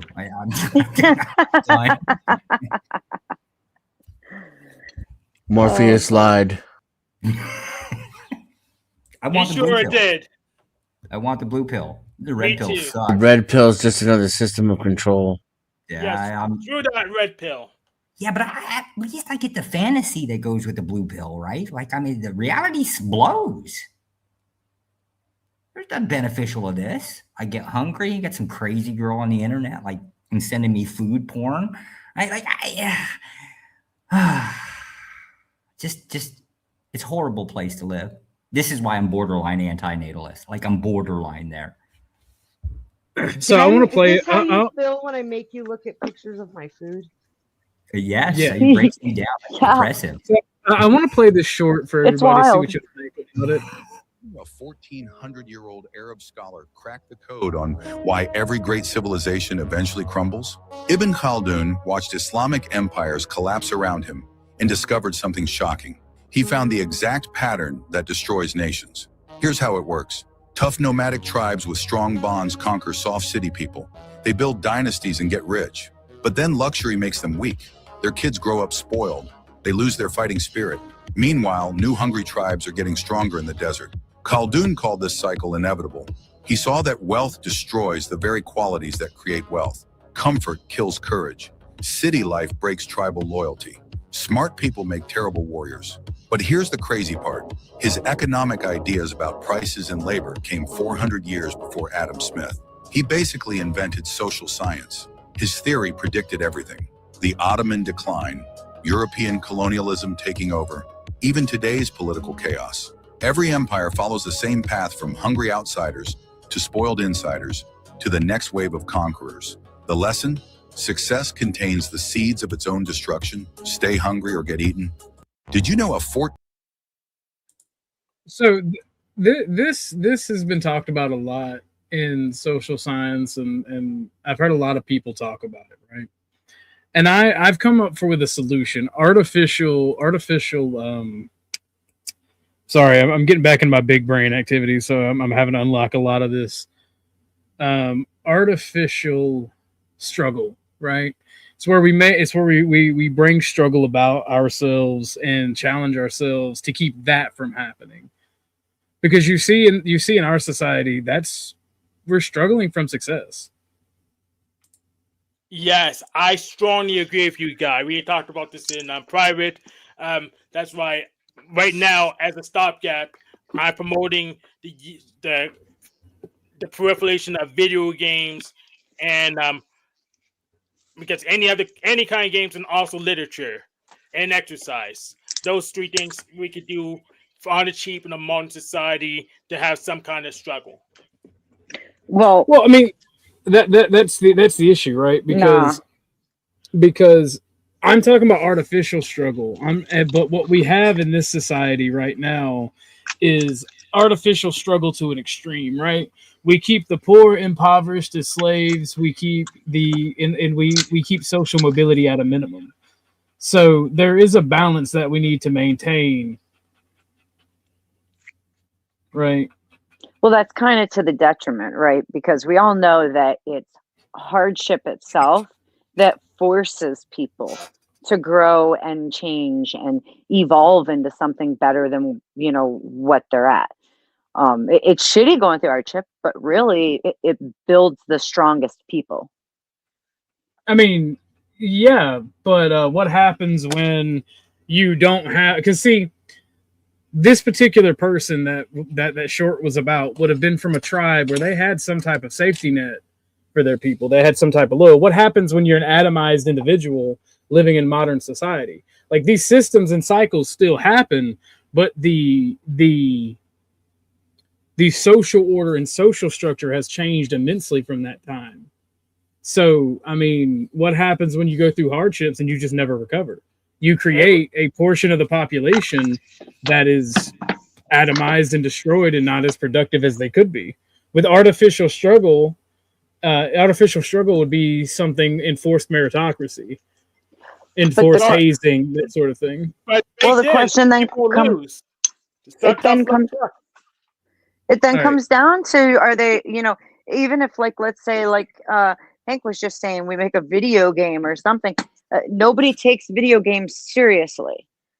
I don't think it's enough to build what is needed as far as the individual goes on a personal level. Do you know what I'm saying?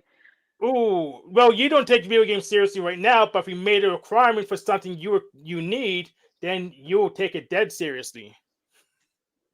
But like, what I'm saying is, in a video game, damn well when your character falls off the cliff, you yourself are not going to die, right?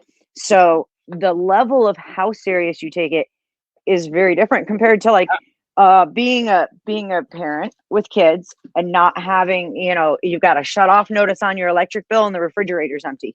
What do you do? Well, we can go that's a whole on this. We can go full Jigsaw. It's not a big deal. Yeah. Yeah. Well, no, like, Beth, for one, gamers take games very serious. This is true. Just because you don't die, there's the competition aspect and the not.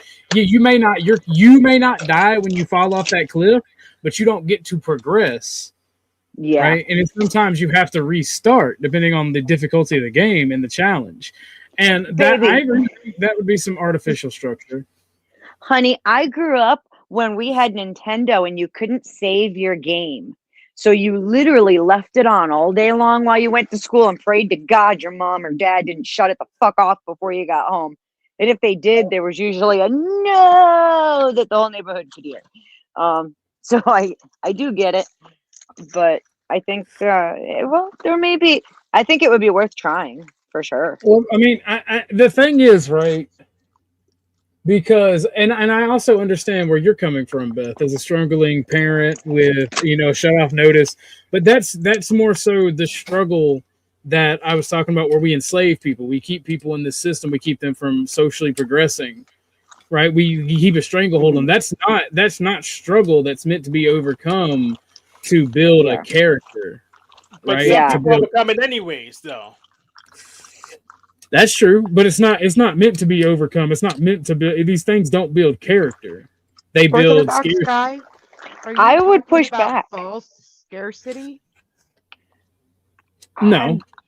By the way, actually, I would say that it does build character, because these are the people like my great grandmother. Okay, she was one of 13 kids through the Great Depression. Okay, in her household, having a system in which somebody above you puts circumstances in your life is not building character. That does not build character. That builds resentment and hatred and leads to revolution and the further destruction of your society. Natural struggle or artificial struggle are the only things that would build character. Because is a character trait. Look, I'm not saying that even. Of course, there's going to be some resentment and whatnot for people not being able to be taken care of at a decent level. But on the same note, these are the same people who figured out the best ways to stretch food and make it work, and how to grow their own food, and what they needed to do in order to take care of their households and their families. So yes, but those generations also had what I said the other gentleman would have had in his time. They would have had some sort of tribe or some sort of family unit that helped exacerbate these issues. What we are dealing with now are atomized individuals that are put in positions that are meant to enslave them to a certain corporation or certain industry. Yeah, I do think we need to start bringing back the importance of the family unit and keeping it together. And you can't as long as women can abort people's children. Yeah, I agree with you on this. You can't. Here's the thing: if you want traditional family units, you have to literally be a traditional society. And I hate the argument on both sides, right? Because on one side you have the red pill. I want a woman that minds and obeys me. First off, that was not a woman's place. Women took care of the home and were productive at home, help raise and educate the children. Men provided for the family to make that possible, right? It was a give and give. It wasn't a give and take, and that's what because women bitch and complain and over exacerbate bad things that happen in society, and because they've made personally bad decisions that fuck them up. Doesn't mean that it's okay that what happened to them, but it also doesn't mean that's how the system was. Just because a feminist told you 50 years ago it would have been easier for the dude to get away with doing what they did to you. And I see that. But I also see that women make bad decisions, men make bad decisions, and we really hold either to account in the modern era. Go ahead, Hank. I agree. Yes, as long as women prefer scumbags with no self-control and there's no agency or a group that wants to help me put a family together, I really don't care about any propaganda that says family's better than not family. That's fair. And Not Lost has a good point. Overcoming struggle creates character, not just plain old struggle. A lot of dead bodies because of it. And see, my so do men. Thank you very damn much. All right. Anyway. So do men what? When you know what men do, and you know what men do, Christine? They heal you when you're playing modern rivals, okay? All right, first and foremost. And once I get some heals, then you can say, because I literally just said men make stupid decisions as well. You need to make a decision to heal me next time we're playing Marvel Rivals. But no, that's why I think artificial struggle would be the best. Like things like hazing, things like creating a path and things for people to overcome in order for them to realize that they can do this, right? And even when you have the natural feature that comes up, having a family unit that that is able to help. And yeah, I said modern. I was thinking about modern Marvels, but I meant Marvel Rivals. All right, first off, no, you're not black. You're not blocked. No, I cannot see you, Tech Man. Right in there. I can't let Rossby reply to you because I can't see you. Oh, hi, 10th. I can't see the chat at all, guys. Sorry. I'm doing other stuff while I'm in here. My fucking kid made a mess. I'm not happy.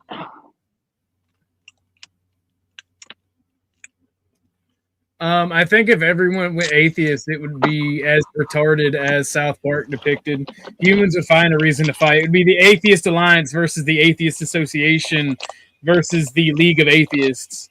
People would find a reason to fight. I mean, under communism, people found a reason to fight. Like, look at the Sino-Russo split.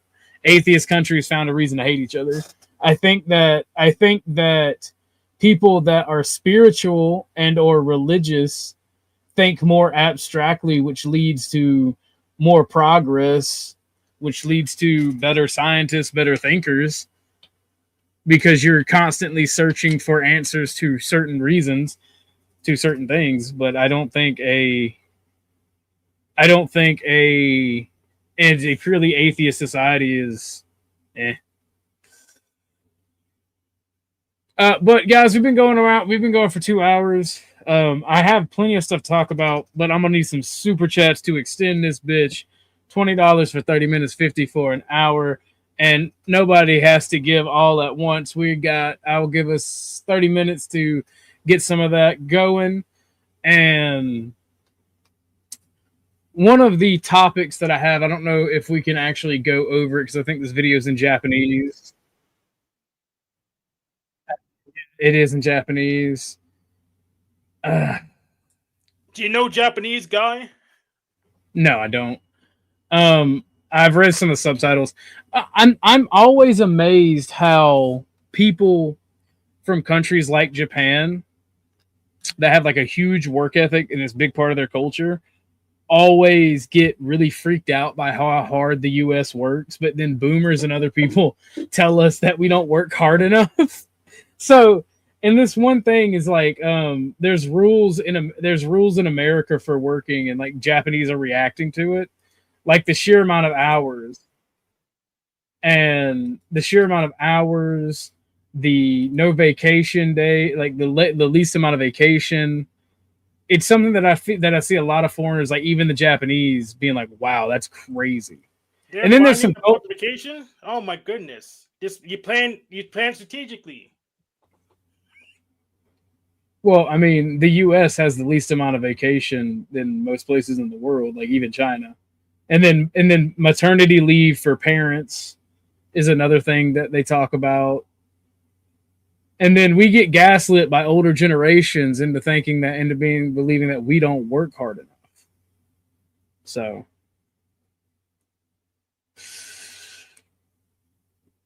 has anybody got any thoughts on that, or? 300% increase in rent, 300% increase in food, 20% increase in wages, with almost 1,000% increase in productivity. So boomers are fucking idiots. How much is wages increased in any of that? 20%. It's a lot more than that where I live, Ken. So I agree with them on the 300% for most cost of living. But like where I live, national minimum wage is only $7.25, but the state has an $11 minimum, and the city I live nearby has an $11.50 minimum. Yeah, that number is averaged across the country. Right. So going by federal raise in wages is really low, but a lot of people make a lot more than that. The issue is that the increase in cost of living still far exceeds the increase in wages. In addition to that, the difference you're seeing in those countries where you look at than the United States is they're homogenous. And so they have a sense of community. In the United States, you say it yourself, OG, in the United States in particular, we have a sense of self more than group. Rugged individualism. that is the term that's used. I think he's been using another one. Atomized people, I think, is the term you're using. Well, that's what we are, atomization, and it's done so at the corporate benefit. And that has a lot to do with race, ethnicity, and other tribal things that have been done to us in the name of corporatization, and they sell it to you in the name of liberalism. And this is one of the reasons I can't stand leftists, is you talk about this homogeneity and you talk about how great it is, and even communists and leftists back in the day believed in it, because it is a matter of fact. It is not a matter of feelings, but because liberal subversion in all aspects and this rugged individualism, you're taught to hate that. You're taught to despise that. It's the original sin is not killing or murder. It's racism. It's looking out for one's own tribe. That's the original sin. Because if you looked out for your own tribe, how could corporations use and abuse you? What are you, a communist? And even though communists kind of looked out for themselves, I mean, Stalin went from a worldwide revolution to socialism or communism in one country. The Chinese are a homogenous communist society. Chinese are not communist. They're national socialist. I understand. They have a mixed economy, just like the United States. There's quite a bit of capitalism in China. But they do. They do not enforce copyright inside their borders, for one thing. Here's the issue with that, right? It's the control. It's not capitalism. It would be state capitalism if you're gonna force me to call it capitalism. But no, it's not private ownership. It's state funded. There's a lot of private ownership in China.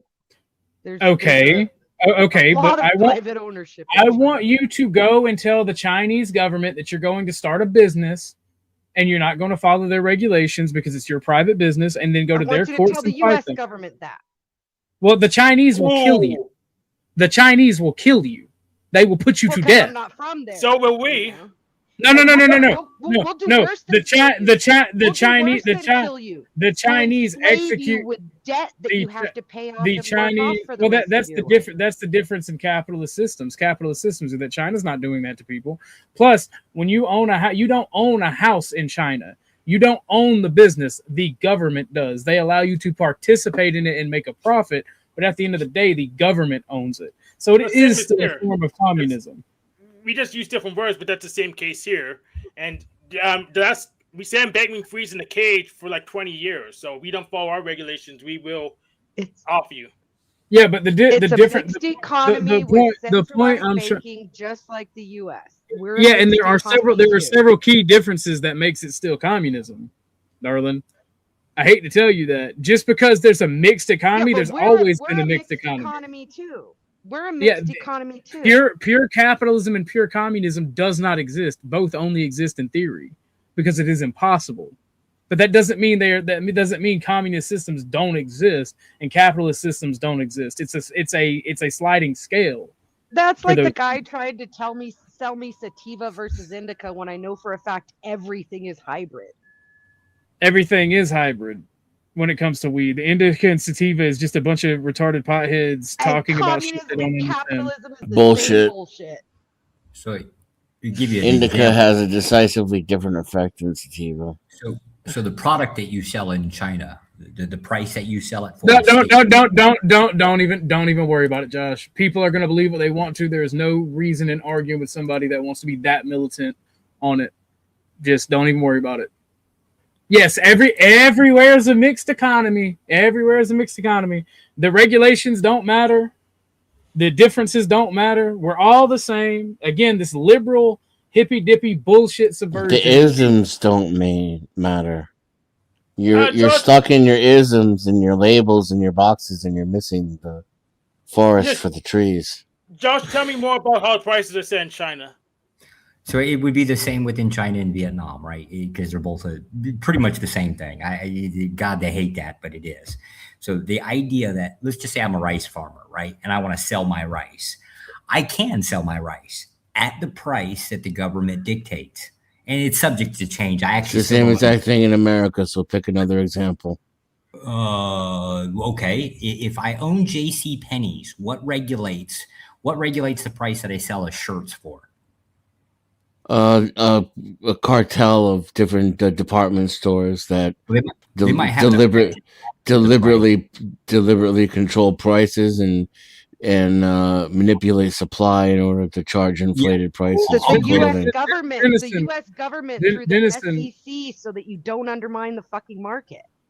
Denison, there's a difference between the free hand of the market and the government. There ain't no free hand. I agree with you. I'll give you their SEC will step in if you try to undermine a large market by underselling. Well, I'll give you an example of like the influence using the clothes. So the idea is most of your name brand clothes, if you pull your labels off, your clothes are made here in Vietnam. That's like 83.3% of textiles that are consumed in the United States are actually made here. However, when it leaves the port here, roughly a JCPenney shirt name brand cost about $1, give or take, right? That's what they're selling it for off the country. Except for by the time it hits the JCPenney's, it's like what, $25, $35, right? The inflation price that actually comes up is something about within the middleman, which is usually Korea, South Korea specifically. They have their hands in everything. They jack up the price. Then on top of that, once you get to the market within the U.S., right, like they have it. Now, who made the trade deals that made such ridiculous movement of products and goods and services? Oh yeah, feasible. There's crazy markup. Was it the U.S. government? I know in this case, that large base of inflation actually has to do with the middleman. For some odd reason, Americans cannot seem to come here. But why is South Korea the middleman? Because Americans cannot come to Vietnam and do business directly. There's something within our culture that does not allow it. It's not government that stops it. It's that there's something with the way that we both do business that are so conflicting with each other. Even I have difficulty conducting business with people here because there's some bullshit you go through. No, you're not understanding what I'm saying. I'm saying that if it weren't for government, we would just make the shirts here and sell them here. You absolutely wouldn't, because you fuckers would not. The vast majority of us would not work the way they work. Now, you're not going to like this, right? Because it ain't the factory. Like you think the sweatshop, the vast majority of the textiles that are generated within, just say in Vietnam, right? They're actually made by little old ladies. They have like a fucking 2 or 3 sewing machines. They have this weird distribution. Government cheese. One of the greatest inventions ever. Government cheese. Your textile comes into big rolls of fabric, right? Comes into a warehouse. It gets cut up. However they cut it up, there's probably some template, right? Then they put it on the back of these bikes and they distribute it to these little old ladies. And I mean thousands and thousands of little old ladies. At the end of the week, they come back and collect it again, right? Those little old ladies stitch all the pieces together. Like there's a lot of moving parts to it. But this stuff is done in such a micromanaged, like we're talking pennies on a dollar is what they're dealing in. But it's just the major markup is somewhere between when it leaves the port in Vietnam and arrives in the U.S. That's where you go from $1 to it's got to be at least $18, $19. And then JCPenney's or something, they'll jack it up another $5 or $6. Yes, that's because selling those shirts is not easy. Well, it's that middleman management. That's really what the Koreans are just capable of doing it. They're engaging in something called cottage industry, and that's by and large illegal in the U.S. because regulation stomps it out. Yeah. But they can compete. They technically do compete. So the labor, OG was kind of right on the idea that the labor force is the backbone of it. It's just not ours. It's theirs.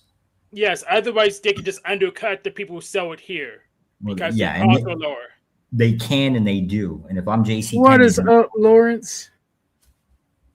If I'm JCPenney's and we got 15 minutes for that extension, you guys. If y'all want it, if not, I'm gonna have to cut it at the 2 hour and 30-minute mark. Go ahead, Josh. If I'm JCPenney's, right, and I'm forced to choose like the retail prices, right, I would much rather deal with them, even with that crazy ass markup that comes from South Korea. I would rather deal with them than deal with the individual manufacturer within the United States. Just simply, I'm going to make a higher profit margin because I'm dealing with them. You're the same thing within medication manufacturing. Yeah, the U.S. owns a shit ton of patents on medication, but at the end of the day, right, most of it's actually made in Europe. For some odd reason, it's just easier to manufacture there, and it's easier to, I guess, acquire the materials, whatever chemicals that they use. So it's for some odd reason. It's not an odd reason, Josh. It's government subsidy. It's government subsidies and regulations. You could call it the regulations. I'm just not 100% sure that's like the only factor. I don't know enough about all of the moving parts to actually be able to measure it. From an accountant's perspective, just hear me out. There's a cost that happens. You're talking about price increase, but there's also a cost that happens in the interim because shipping, that's a huge cost. Especially across the globe. Secondly, logistics. There's the cost of distribution. There's the cost of labor for all of that.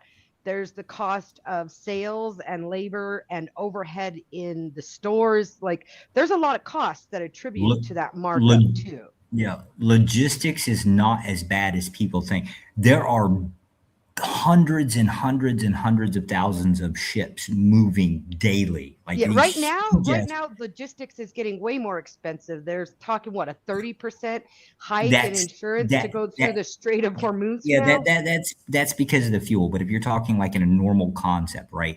These people are fucking moving textile. Like we're just talking about fabrics.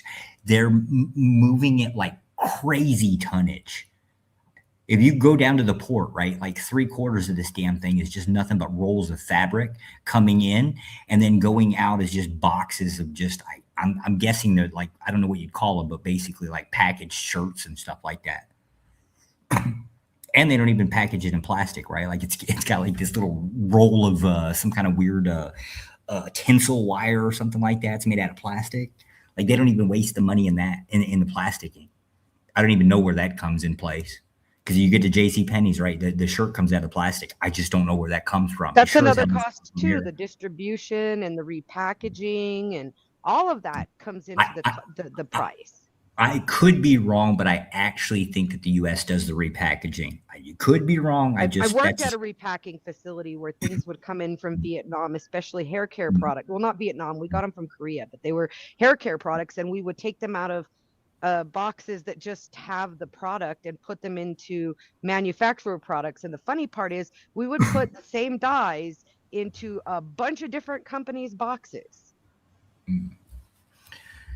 So imagine eliminating all of that cost.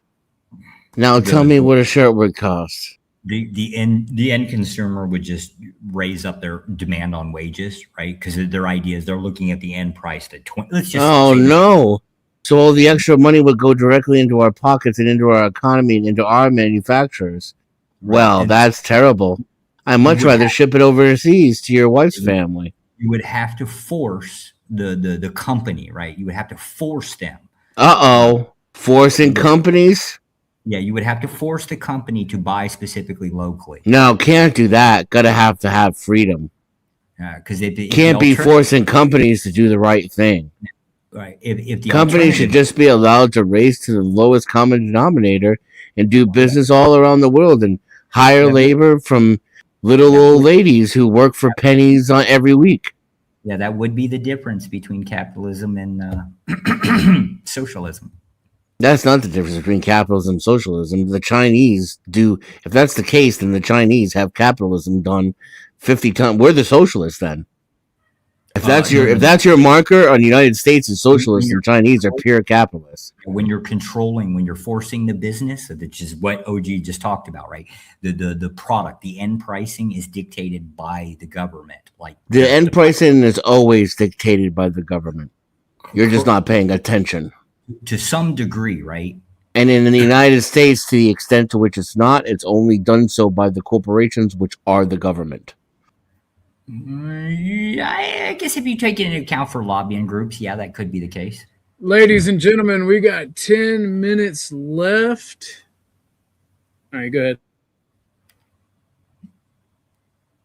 Can God create a stone too large for him to even lift? Yes, he just uses multiple dimensions. It's very easy. Well, then he's a weak-ass punk. Jeez. You can't even lift a rock. It's their timeline. Then you lift it in one. Then you can't lift. Could you lift that rock? You weak ass punk. I ain't claiming to be God. Den, according God to the created a Christians, you rock, are that if rock. if God created a rock so hefty that he couldn't pick it up, and God can do anything, the logic would dictate that that'd be a massive fucking rock. Didn't technically planets are rocks. You can't But pick then them he can't do anything if he can't pick it up. If he could do anything, he Well, could. this pick it this up. is called a this is called a logical paradox, and just because you can make them up doesn't mean you're as smart as you think you are. That is my problem. Yeah, it does. But the rock Literally makes me smarter than God and all Christians. The rock that God Does it really? can't move is Because Yes. logical paradoxes don't actually exist. It's just a form of mental masturbation.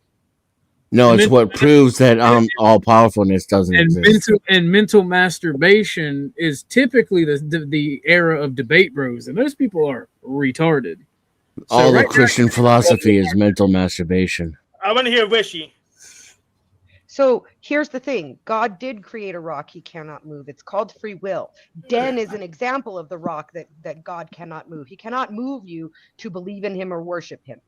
And he created that. That's what the Bible says. I'm not Christian by any means, but this is the biblical law. Well, the Bible actually doesn't say that. He cannot move. It's what we humans have termed free will from some of the Bible. The Bible says that he created me not to believe. Yes, that's what the Bible says. But Dennison said God created Dennison not to believe. He knew I wasn't going to believe, and he made me anyway. Right. Yeah, Romans You're the 9. rock he can't move. It's Romans 9. But- There's no free will. Biblically speaking.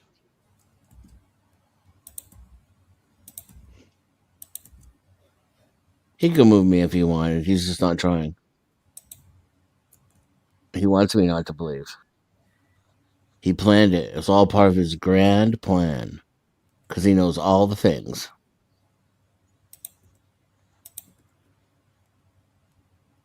And that's where most religions lose me.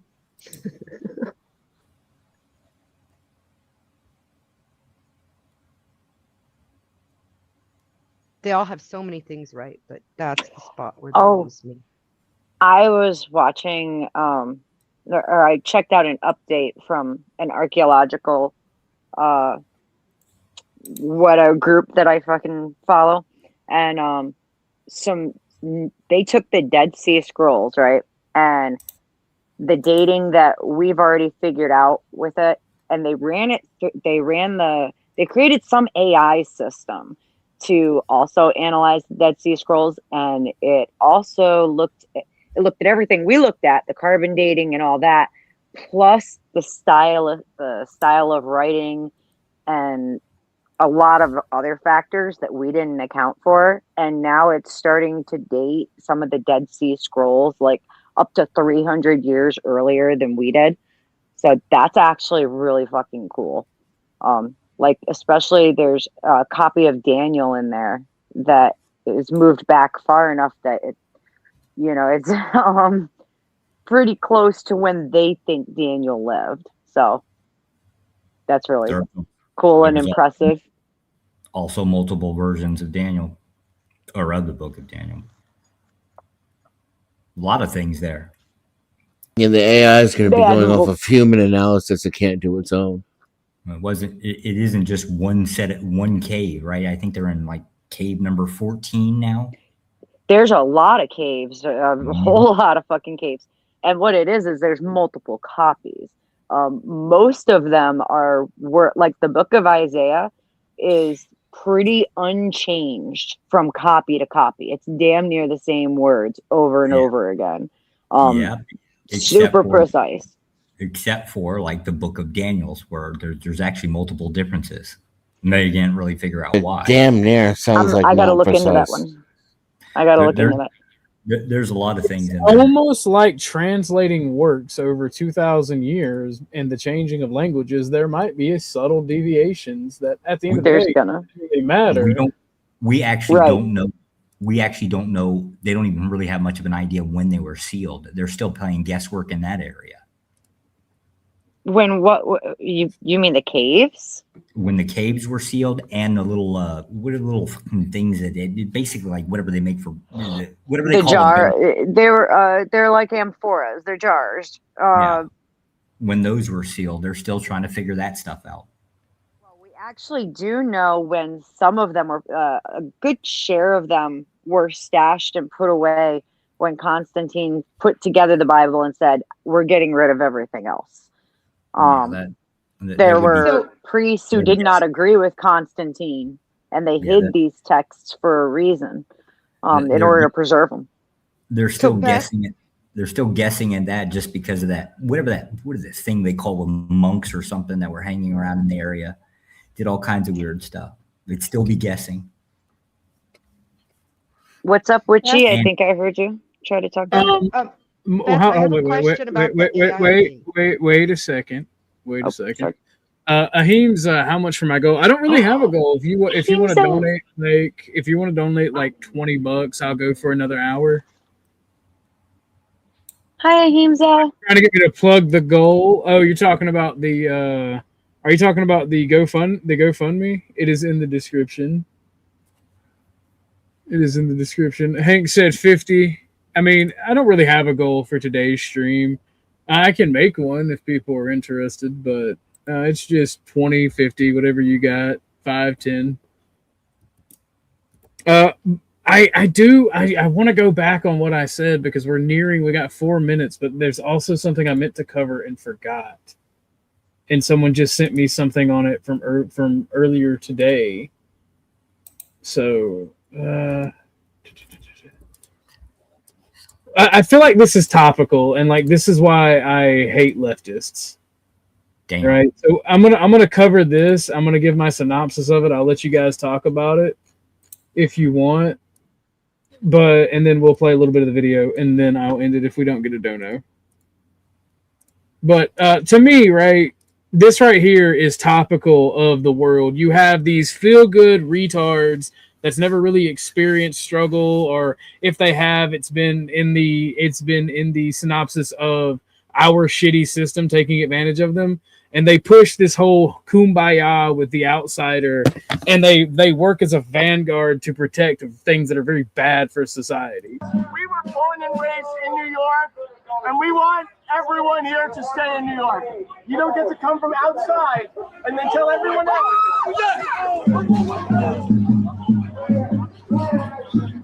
He played his job really well. Like everybody says that guy shouted Allahu Akbar. I didn't Allahu Akbar, but what that dude did is he just threw an improvised IED into a crowd of conservatives using the liberal antagonist protesters as cover.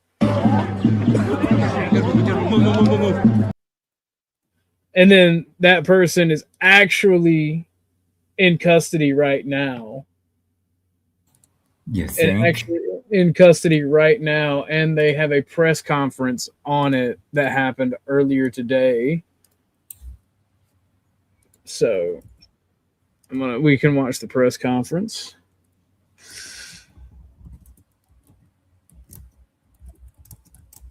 Today, I provided an update on the investigation into explosive devices that were ignited and deployed on Saturday during protests outside of Gracie Mansion. We can now share that federal charges have been filed in the Southern District of New York against 2 individuals. Thank you, Ahimza. Ahimza has given us donos today, and we appreciate that very much. So I appreciate that, Ahimza. She said, for another hour. All right, we will go for another hour, darling.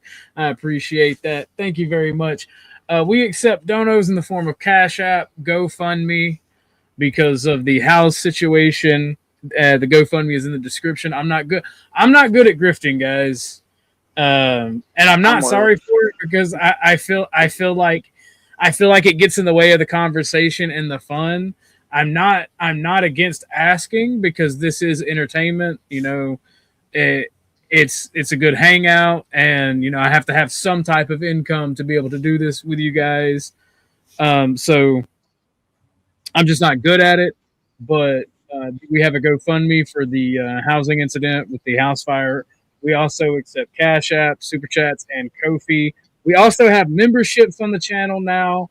So if you don't mind picking up one of those, it goes from 99 cents to $25. This video will be going on when we're done, we'll be going on the $25 membership because it did show the vasectomy video and I don't want to get hit for nudity or adult concepts. So I'll be putting that behind the paywall, unfortunately. But beyond that, I mean, I don't try to put a lot of my content. I do want to start doing special stuff for the members. So if you're a member, I'll be doing member only posts, and that'll have. I ask you guys what you guys want. I think for Not Lost, I think Not Lost is a member. If Not Lost, Not Lost is not a member. So I'll be doing the Elysium stream for Not Lost. Not Lost may not be a member, but he's been one of the first supporters and people that's been watching me like almost the longest. Like he's one of the first people that came over here from CTs and that stuck around. So I have no issue in doing stuff like that people want as well. If he was a member, I'd put it behind the members only, do a members only stream, but he's not a member. So I'm not gonna do him like that. He specifically paid for the Disco Elysium. So I love you too, broski. I may talk shit on you because you're a fucking commie, but you know what? You're still a homie. I love and appreciate you. I like your takes, and I like the pushback. Not Laws is the biggest reason that I'm not in an echo chamber. He's been around, I think, almost a year. I've been streaming, and he's been around for at least 8 months of that. And I think he can vouch for me that I was much more inclined to be part of an echo chamber when I first started. Even though I never really liked echo chambers, I still found myself in them because not a lot of people want to talk to people of differing ideas and beliefs. And I think that's something that we should get back to doing as a society. But let's get to this video. And Not Lost, I'm going to take some time to eat some lunch, and I'm going to go ahead and start the Disco Elysium stream later today for you. And just in case you don't catch it, I'm going to leave it on membership only, and I'll message you the link in Discord just in case you're working or you can't watch. But so let's watch this. This gentleman, yes, echo chambers do in fact suck. They are for the mental midgets of the world. So, but let's watch this. And feel free, anybody on the panel, the way when we review certain news stuff and certain if we ever review other YouTubers or videos or TV shows or anything, I like to play a little bit of it. And if you want, feel free to yell pause or say, hey, I got something I want to say anywhere in the video, and I'll either pause it or tell you to hold that thought. All right, let's go. Individuals, Amir Balat and Ibrahim Kayumi, in connection with that attack. The defendants are charged with attempting to provide material support to ISIS, using a weapon of mass destruction, transporting explosive materials, interstate transportation and receipt of explosive materials, and unlawful possession of destructive. Is everyone okay with me playing? Because I know Chuck has a hard time keeping up with the sped up. Does anybody have a problem if I speed this up to 1.5? You can speed it up. All right. New Yorkers already talk fast. That's the only downfall. Well, that wasn't a shot at Chuck. I know that some people have trouble hearing it, and I want to make sure that everybody in the audience and on panel can hear it. Devices. The complaint sets forth the factual allegations supporting those charges. As alleged in the complaint, the defendants were inspired by ISIS to carry out their attack. There should be no confusion about what ISIS constitutes. It is a designated foreign terrorist organization responsible for deadly terrorist attacks across the globe and has taken credit for mass casualty attacks in Europe, the Middle East, and right here in the United States. And as alleged, both defendants have admitted that they acted on Saturday because of ISIS. As Kayumi was being placed into an NYPD vehicle following his arrest, a person in the crowd asked why he had done this. As shown on NYPD body-worn camera footage referenced in the complaint, Kayumi responded with ISIS. And at the precinct, after being advised of his Miranda rights and waiving those rights, Kayumi said in recorded post-arrest statements that he had watched ISIS propaganda on his phone and that his actions that day were partly inspired by ISIS. The complaint also details statements made by Amir Balat after his arrest. En route to the NYPD precinct, Balat made spontaneous statements without being questioned by NYPD officers that were captured on body-worn camera footage. He said, "This isn't a religion that just stands when people talk about the blessed name of the prophet. We take action, as well as, if I didn't do it, someone else will come and do it." And later, after waiving his rights, he requested paper and wrote a message declaring in part, "I pledge my allegiance to the Islamic State. Die in your rage, you kuffar." Now, die in your rage is a commonly known ISIS slogan, and kuffar is an Arabic term that refers to non-believers.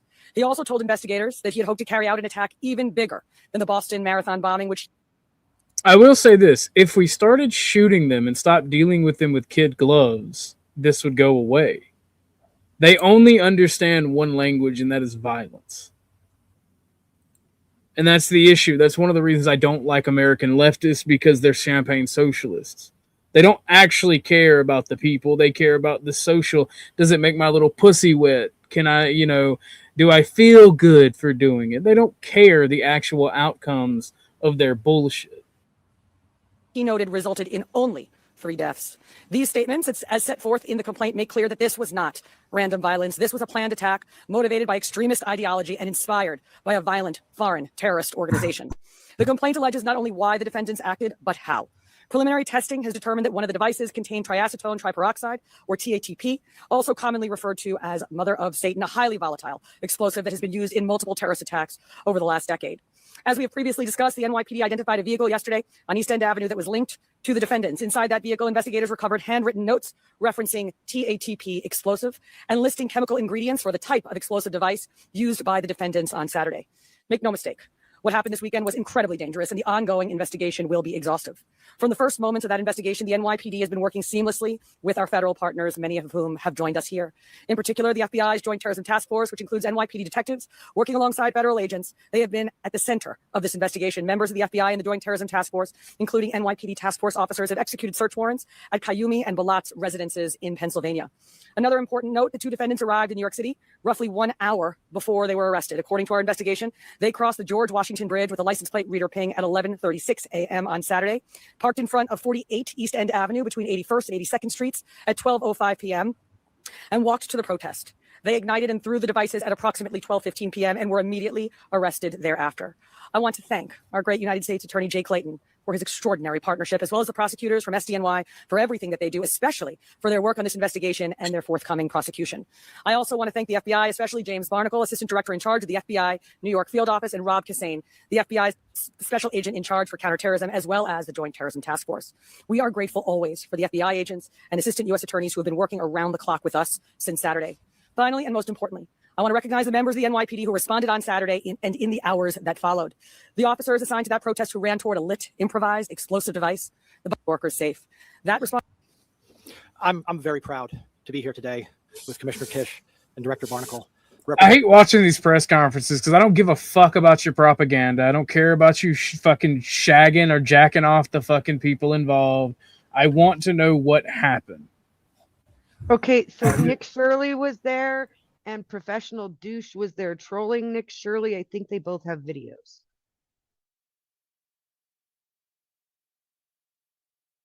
That would be awesome. I don't know. I'm not familiar with those creators though. So Professional Douche trolls left and right wing protests both alike, and Nick Shirley is a right leaning quote unquote investigative reporter.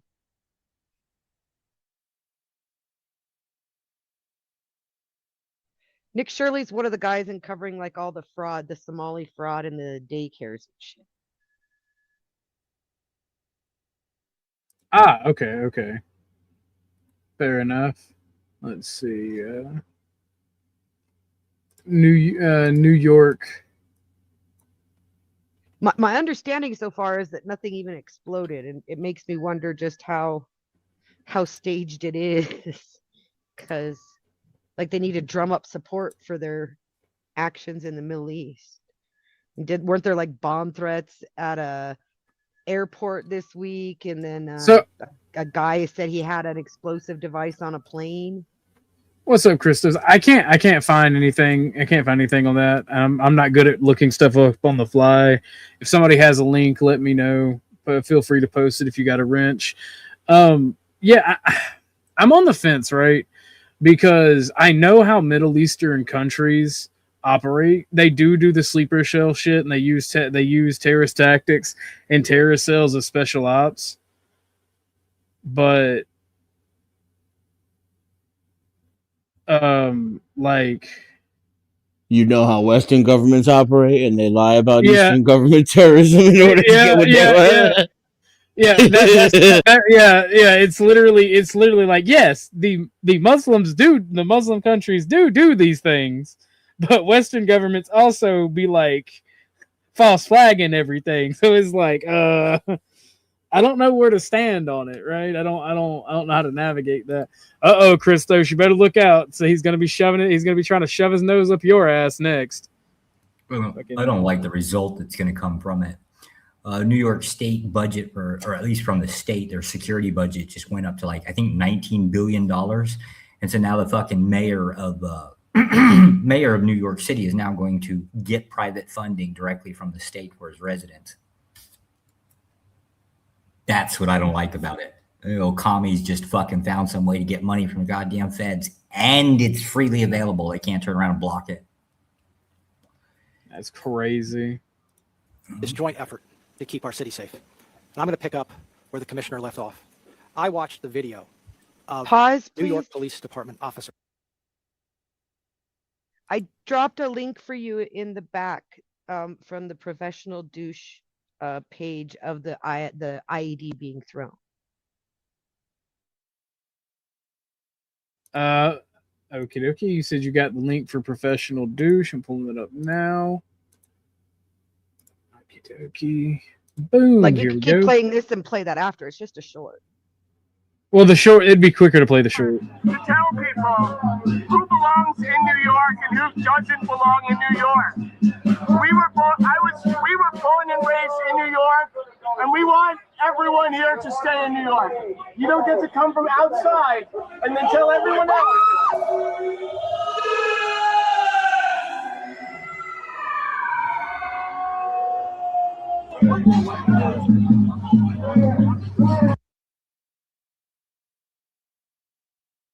Wow. Was that douche on camera? No, douche was there recording him, and I want to say Nick Shirley, but maybe it was the other one, Cam Higby. It was one of those two, and douche was there trolling him. Well, I'm subscribed because I like trolls, so I'm subscribed to him. Professional douche is amazing. You really need to check out his videos. I love him. Card. Because Card. I am a right wing fundamentalist, like National Socialist, right? But there is nothing more that I hate than stupidity and echo chambers, right? We have to come together and talk about solutions and fix our fucking country as citizens, because it's gonna take all of us, right? And the simple fact of the matter is, we are being led around by satanic pedos. And then, like, people are allowed to come to our country and disrupt and destroy it. And then the corporations take advantage of it, and it winds up being this money-making scheme. And we're just sitting here arguing over stupid bullshit and the scraps. And it annoys the fuck out of me. That's why I purely blame echo chambers and stupid people for that. Jake Lang was the other guy. I went and looked it up. No, Jake Lang was the right wing guy who, I'll see if I can find if he has video too, because that's who douche was protest or trolling. Well, thank you, Miss Wishy Bishy. I appreciate you. And since we are going another hour, I do have a bunch of other videos about certain things.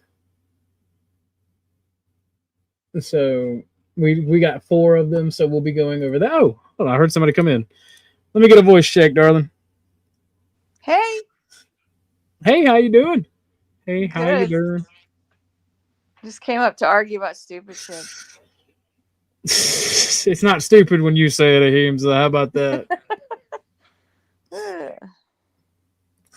That these might be explosive devices, knowing that they might explode. That is the kind of commitment that makes this city great.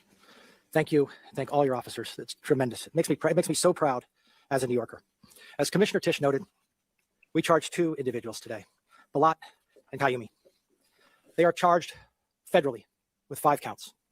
Attempted provision of material support and resources to a designated foreign terrorist organization. Use of a weapon of mass destruction. Transportation of explosive materials. Interstate transportation. Was any of it hot dogs? And unlawful possession of destructive devices. Yes.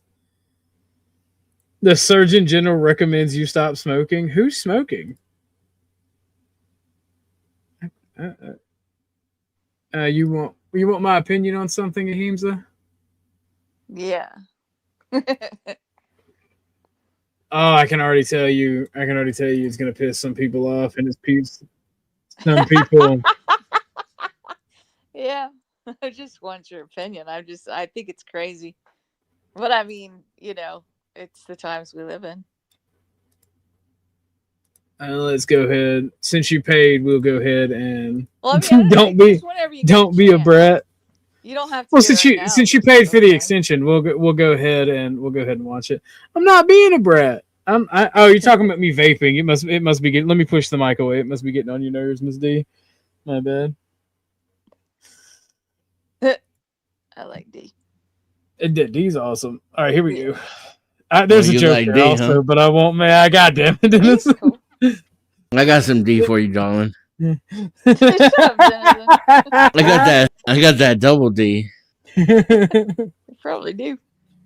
Republican state lawmakers are backing legislation legalizing the prosecution of women who receive an abortion for the crime of homicide.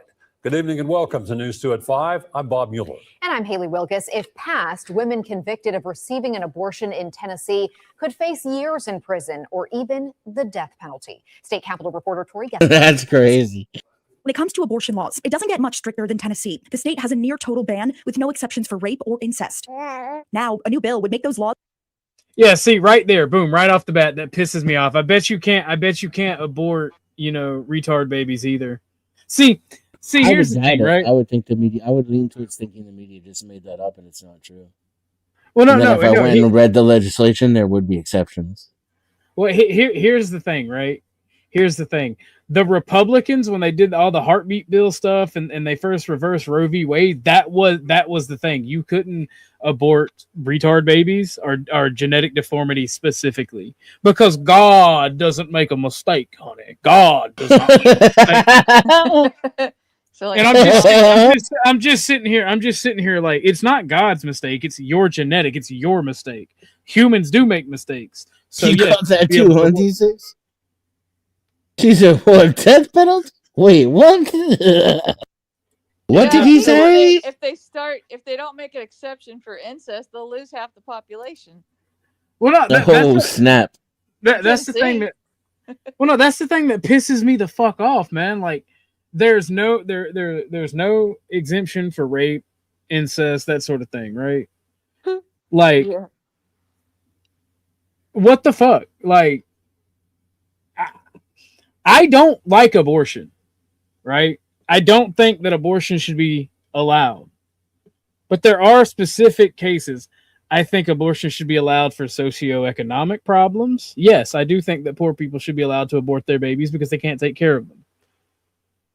It does not do good for society to have a bunch of poor people having children that they can't take care of, being forced to try to have more children.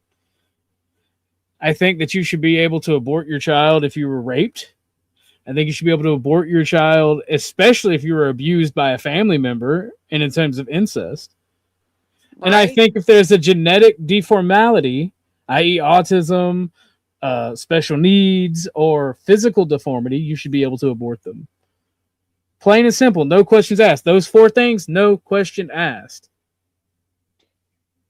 When I worked just go see your doctor. Just go see your doctors. Get your doctors to sign off.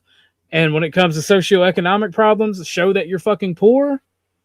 And then boom, you can get an abortion. Now, using abortion as birth control, no, I despise that idea. I think it's fucking stupid. Go ahead, Beth. So when I worked hospice, the youngest patient I ever took care of was 6 days old. 6 days. And the parents, like, oh my God, I wanted to freaking beat the mom down so badly. In the past, they had 2 stillborn children. And so they knew that there was some issues there genetically, but they were super hippies and did not believe in OB care. So they never went to, the OBGYN for the pregnancy and never, took care of all the normal stuff that we do, the blood work and all that jazz. And this poor baby was born with an inoperable brain tumor where we just had to take care of her. And it was fast growing, and it would eventually press on the part of her brain that would cause her to stop breathing. And at that point, there's nothing you can do. And like in addition to the brain tumor, like she had a lot of physical issues as well. These are 2 people who should not be procreating together. But that instance, she was only with us for 4 days before she passed away. And like, that was the thing that actually changed my mind about that stuff, because where's the quality of life in that? That's the largest thing that gets me when it comes to abortions. Where's the quality of life? Because I remember, and when I talk about these things, a lot of people don't believe me, but I remember having these moral conundrums from a young age, right? I don't think I'm smarter than anybody. I really don't think I'm actually high IQ. I think I'm actually pretty dumb. But I remember thinking about this certain stuff. Like in 3rd grade was the first time I saw one of those kids in the wheelchair that's just like kind of leaned back, coming out their mouth, their hands being all crumped up to their chest, their teeth all jacked up, and like their eye socket. Yeah, they literally their only form of communication is like, and I'm not making fun, I'm being for real. I know exactly what you're talking about. I've seen it as well.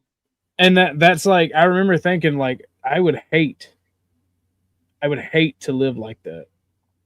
Well, what's really hard is you when I was growing up like that had special needs. I mean, one was in my elementary school and he had a wheelchair. I guess his legs didn't work, but we would all fight on the playground about who got to push out Bobby to the baseball field and shit. And I remember one day we got going really fast and hit a rock and he flew out of his wheelchair. And I mean, we were all crying. God. And I'm like, we felt horrible, because we got going too fast. But I mean, he taught us a lot about learning to take care of each other. And I knew another couple that had a daughter like what you're describing at church, and she was really always happy. But I mean, it taught us a lot about, taking care of people that are weaker and stuff. And I don't know. I mean, I have my own views on that, but I definitely on this particular topic, I'm just floored that they would even entertain the possibility of death penalty. I'm like, as much crime as we've got.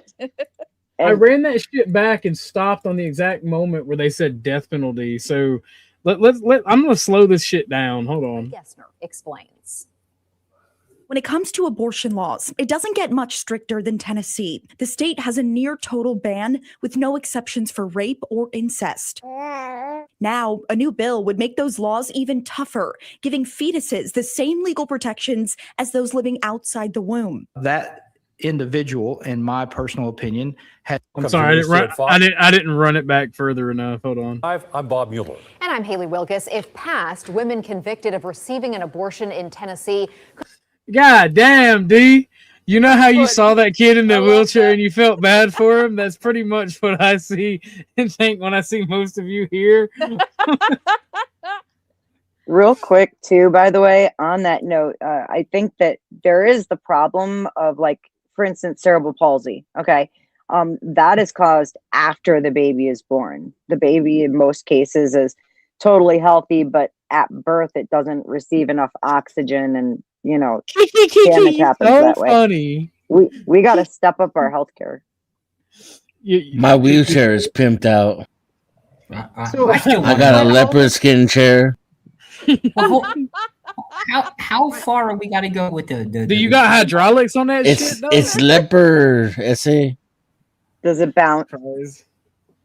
How far? Only when it's ladies' night. Wheelchair. If you see the wheelchair a rocking, don't come a knocking. You know what I mean? So that's Could face crazy. years in prison or even the death penalty. Lights on it.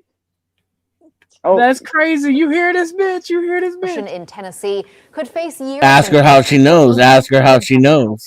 State Capitol reporter Tori Gessner. Again. I'm trying to play this. I know. Past, women convicted of receiving an abortion in Tennessee could face years in prison or even the death penalty. State That's fucking crazy. It is. Do you have Purple spinners on your velvet. side? Oh Lord. Spinners and lights. Pushes that jacked up version. Capitol reporter Tori Gessner explains. If he ain't got hydraulics, I don't want to When it hear comes to about abortion laws, it doesn't get much stricter than Tennessee. The state has a near total ban with no exceptions for rape or incest. Now, a new bill would make those laws even tougher, giving fetuses the same legal protections as those living outside the womb. I'm not against that, by the way. That part I'm not against. I'm not against giving fetuses the same legal protections as any other No, person. yeah, they should have. They should even have that in pro-choice states. Agreed. Especially if somebody who kills a pregnant woman can go to prison for 2 murders, but yet abort, like it just doesn't make sense. Like our entire country is built on hypocrisy and lies. Yeah, I mean, maybe you get in trouble if you cut down a tree that's got a eagle's nest on top with eggs because it recognizes the unborn egg as a future eagle. Well, and they don't even. That's regardless of if the egg is fertilized, even. But maybe this is the solution to the whole thing: is giving babies those rights. My biggest issue is I argue with a lot of idiots, and like on Twitter, when I was like a white nationalist and I was like actually my most politically active, I would argue, like, people posted that Acorn, like fucking pro-lifers be like, it's a tree. It's like, no, bitch, it's the basic fundamental building blocks of a tree. You don't get more trees without seeds, you dumb motherfucker. You don't get more people without fetuses. Just because you're an anti-human nihilist, do the world a favor. You don't want more people? You know what to do. I can't say it on YouTube, but you know what to do. If you're that much of a nihilist and you hate humanity that bad, do your part. Do your part. And I stand on that 10 toes down. Anybody who actually believes like that, 10 toes down, do your part first.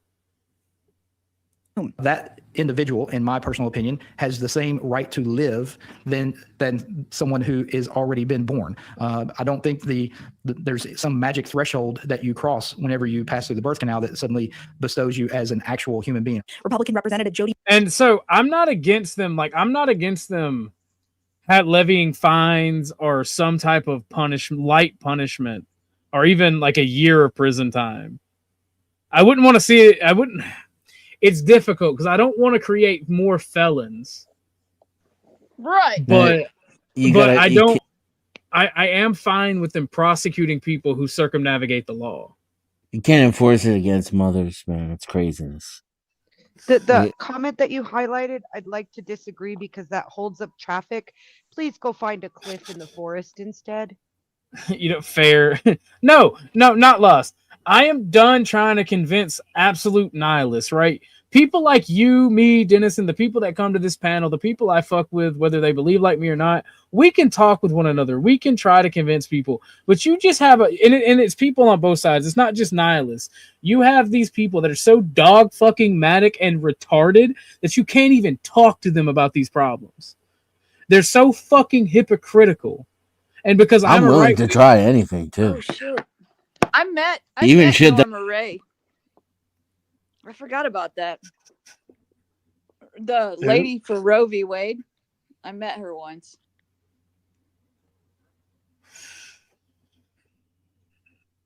She was a pastor for the thing. Well, this is a good question. Are they innocent of reality, ignorant of it, or do they have faulty thinking? I mean, either way, if you're such a dogmatic, all right, let me be honest with you, right? And most people are dumb and need to be told what to think. Well, I'll use this as an example because he made fun of my house. He made fun of my situation with Speakeasy Docs me, right? Look at Marte, right? I will not waste time trying to tell somebody with a debate brain like Matard right? I will not waste my time trying to convince him that he's wrong because he's egotistical and retarded. Those people need to be dealt with in a way, and this is why I'm an authoritarian at the end of the day, is people like Marte, right? Did you see this stupid little hit piece he made on me? No, but if you got the link, we can review it. Oh my god, it's so disingenuous. I'm on his ass. He was like, the only reason OG's house burned down is he had the stove on. I'm like, first off, that's retarded. And that's not even a good fat joke. The but fucking I'm just video, like, let's go. I'm on right now through my phone, so I can't pull it up, but it's on his page. It's on his channel. It's 3 minutes long. He took one piece from one of my speed debates against him at fucking Grids. He chopped it up and he fucking manipulated it and shit and tried to make me look like some stupid feminist. It's hilarious. It's so disingenuous. And what's funny though is I didn't even talk about him. I put a comment on, he wouldn't let it show. I was like, "Why are you obsessing, bro? I haven't even talked about you since I went you out." Nah, I'm on his ass. Like, we finna make a gay porn. I'm finna show him what daddy really be like. All right. Oh, I got some gifts for you then. No. You keep that shit to yourself. You keep that shit to yourself, madam. I have been flashbanged enough with people with his shit. That is my new favorite Dusty short, by the way. Nah, bro. Like, I'm. Nah. See, no. I wish I was as shameless and retarded as Speakeasy to be able to challenge people on the internet, because I would actually follow through, but I don't have the finances to go to these people where they're at right now. Because Marte is one of them that I would like to challenge after the comments he made. What did he say about it? After Speakeasy, somebody, I think Snafu sent Speakeasy my docs, and Speakeasy posted it to his Discord, and all of the Crucible people wanted to run their mouth. So, like, and he was one of them. He thought he had jokes, which were not funny. Like, they were shitty and stupid. And he kept repeating them, trying to get people to laugh at them, and they were so bad that his own fucking sycophants wouldn't even mock them. That's how bad they were. But so I got on Paige's ass, and like I ran her the fuck off from over here. Like, she's still welcome over here, but I'm so sick of fucking retards that think they're intelligent, that all they want to do is debate and have these like conversations that are above their fucking pay grade, because all they can do is just defend people they like. They can't actually talk about the problems and the issues of the debate. It's a popularity contest. And every little sentence becomes, I can't stand how everything becomes a debate. It's like, no, look, there is a difference between having a discussion and arguing. Let's get some eggplants in the chat. Let's get some eggplants in the chat for Ike. Welcome, good sir. Ike. Hello, Ike. But not the Are you calling Ike a Mulian? No, I just post eggplants in chat. It's just a thing. It's funny to do. But no, like I hated doing that to Paige, but I'm so fucking sick of these people. I love Paige with all my heart, but she really got to get off of this blind following, because that's what she does. You know, remember when we were showing her that he fucking cheated and she had every excuse in the book for him? That's why I love her. She got to stop that. That's why I'm done with these people. That's why I'm done. I don't take them seriously. Only the people like Grid will I fuck with. I will fuck with Grid, Emmett, and Abe. And those are the only people that I really respect from anywhere near over there. Yeah. And because of all this, like a lot of them have stopped fucking with me over it, but I don't care anymore. I don't care. If you're gonna stop fucking with me because some fucking retard gets their feelings hurt anymore. Like, yeah, especially I love how the whole fucking Speakeasy people act like I'm the one who challenged him. Like, Mo Rebuttal for some reason has been trying to get on it. He's like, oh, you find it. He commented on my page, like, you find a meet with your person on Grindr. I'm like, fuck out of here, you stupid motherfucker. Like, these people think they're so intelligent and have conversations above their fucking pay grade. It's honestly pathetic. and very fucking annoying. Like, Oh, I'm but don't you starting know to they? dislike them. But don't you know they listen to Andrew Wilson? I They're listen to pick-me's. Andrew Wilson. I know. They're pick-me's. They're just pick-me's. That's all they're doing. Exactly. Is they're try hard pick-me's, and they're just like, pay attention. I want to be noticed. I'm not even Orthodox, you know, whatever, but I'm gonna pretend like it when I'm on TV or whatever, YouTube, and it's Y'all just should kind of review weird. Confluence's stream last night. Gray Door being Thorpe, Maryland. Brother, man, I don't even get what you mean there, Chatter King. But I do know that the Thorpes were on Confluences, and I don't fuck with the Thorpes. I don't fuck with them at all. There's certain people like Marte and Speakeasy are like right there. There's just certain people that I will not fuck with because I do not take anything they say seriously. Right. Like I genuinely only come after Marte and Speakeasy because they're just shitty bad people. So that's my honest to God opinion. But let's get back to this. Let's get back to the stuff. I got a poll going if they want to, and if people want to see the stuff with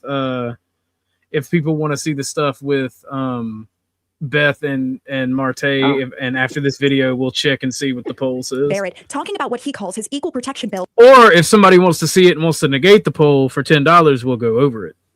On his podcast, The Woodshed, his proposal would make it so a woman who gets an abortion would face the same punishment as a woman who kills her baby after birth. There would be limited exceptions if a life-saving procedure unintentionally results in an unborn baby's death, or if the woman has a, quote, spontaneous miscarriage. All we're saying is if you kill someone that is a life and being, you can be charged with whatever crimes or criminal charges that are on the books currently.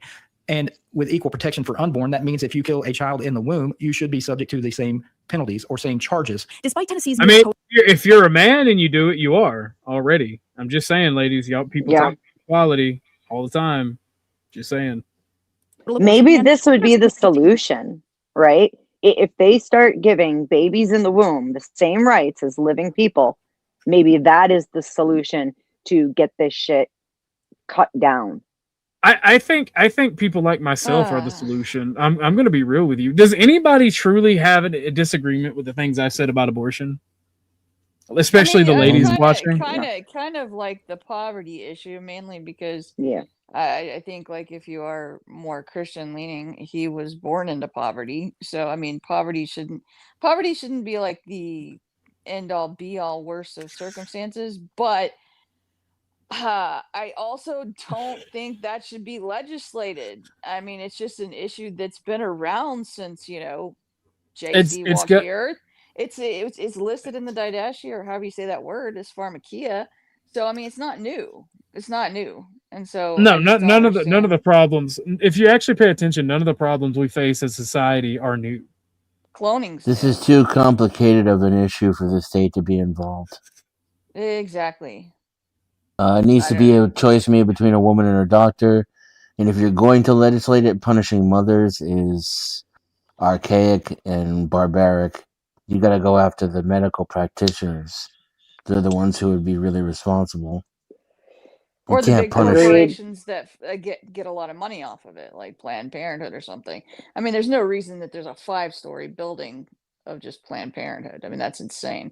How much money they get out of the government for that is crazy to me. I don't understand the issue with cloning, but let's finish this video up. Get abortion without ever having to leave the state. It is. I'll give you that. Accessing abortion by communicating with a clinician. They have a consultation remotely, and then those medications are mailed to them in Tennessee. According to a recent study by the Society of Family Planning, there were around 750 abortions performed in Tennessee per month from April 2022 to June 2025. Wow. While that may seem significant, it doesn't compare to the more than 1,200 abortions performed in person in Tennessee the month before Roe v. Wade was overturned. Barrett arguing those unborn babies have just as much of a right to live as those already born. The momentum has really started to shift in a positive manner for that type of law to get passed. And we're seeing similar bills being presented all over the country, South Dakota, Iowa, Oklahoma, Texas, and here in Tennessee as well. Reporting in Nashville, I'm Tori Gessner.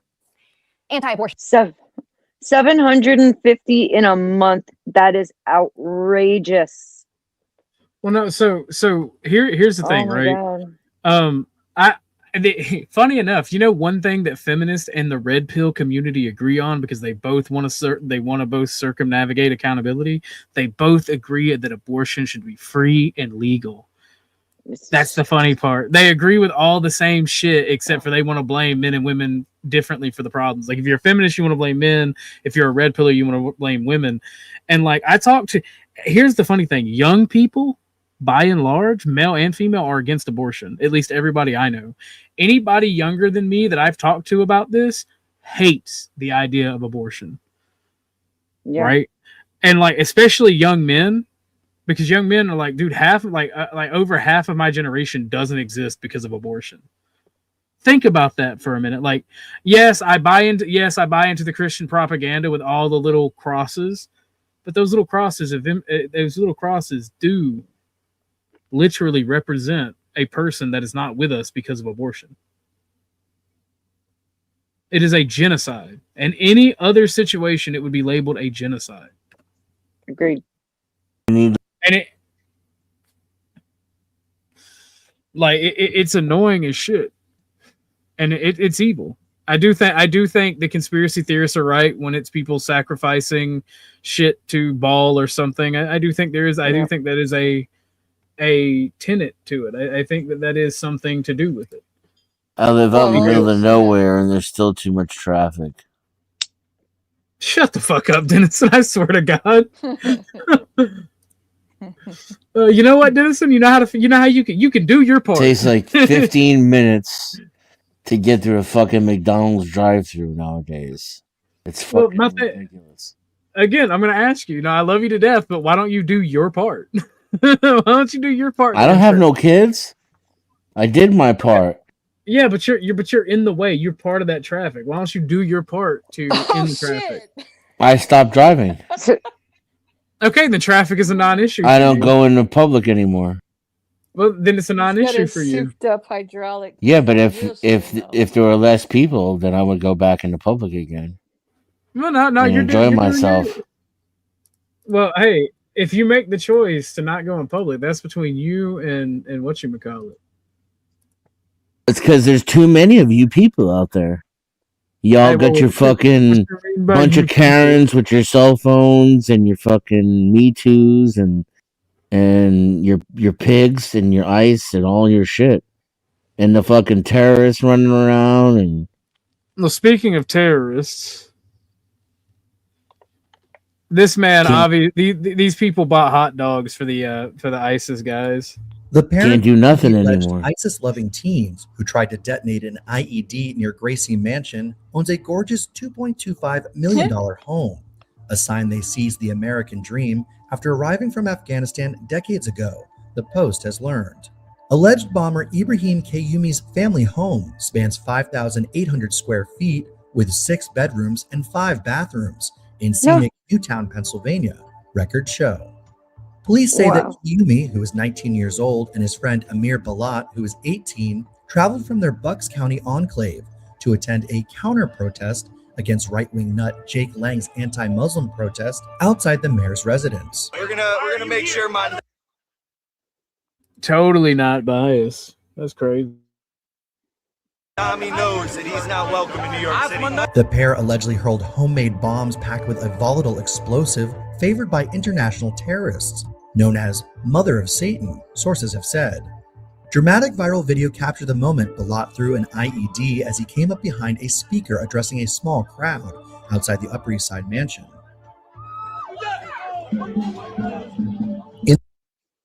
That guy's face, and I've noticed this the 3 times we watched it, that guy's face is like, oh my God, maybe the right wingers are right. Like that little bit of fucking clarity right there for him is just, I find it so beautiful.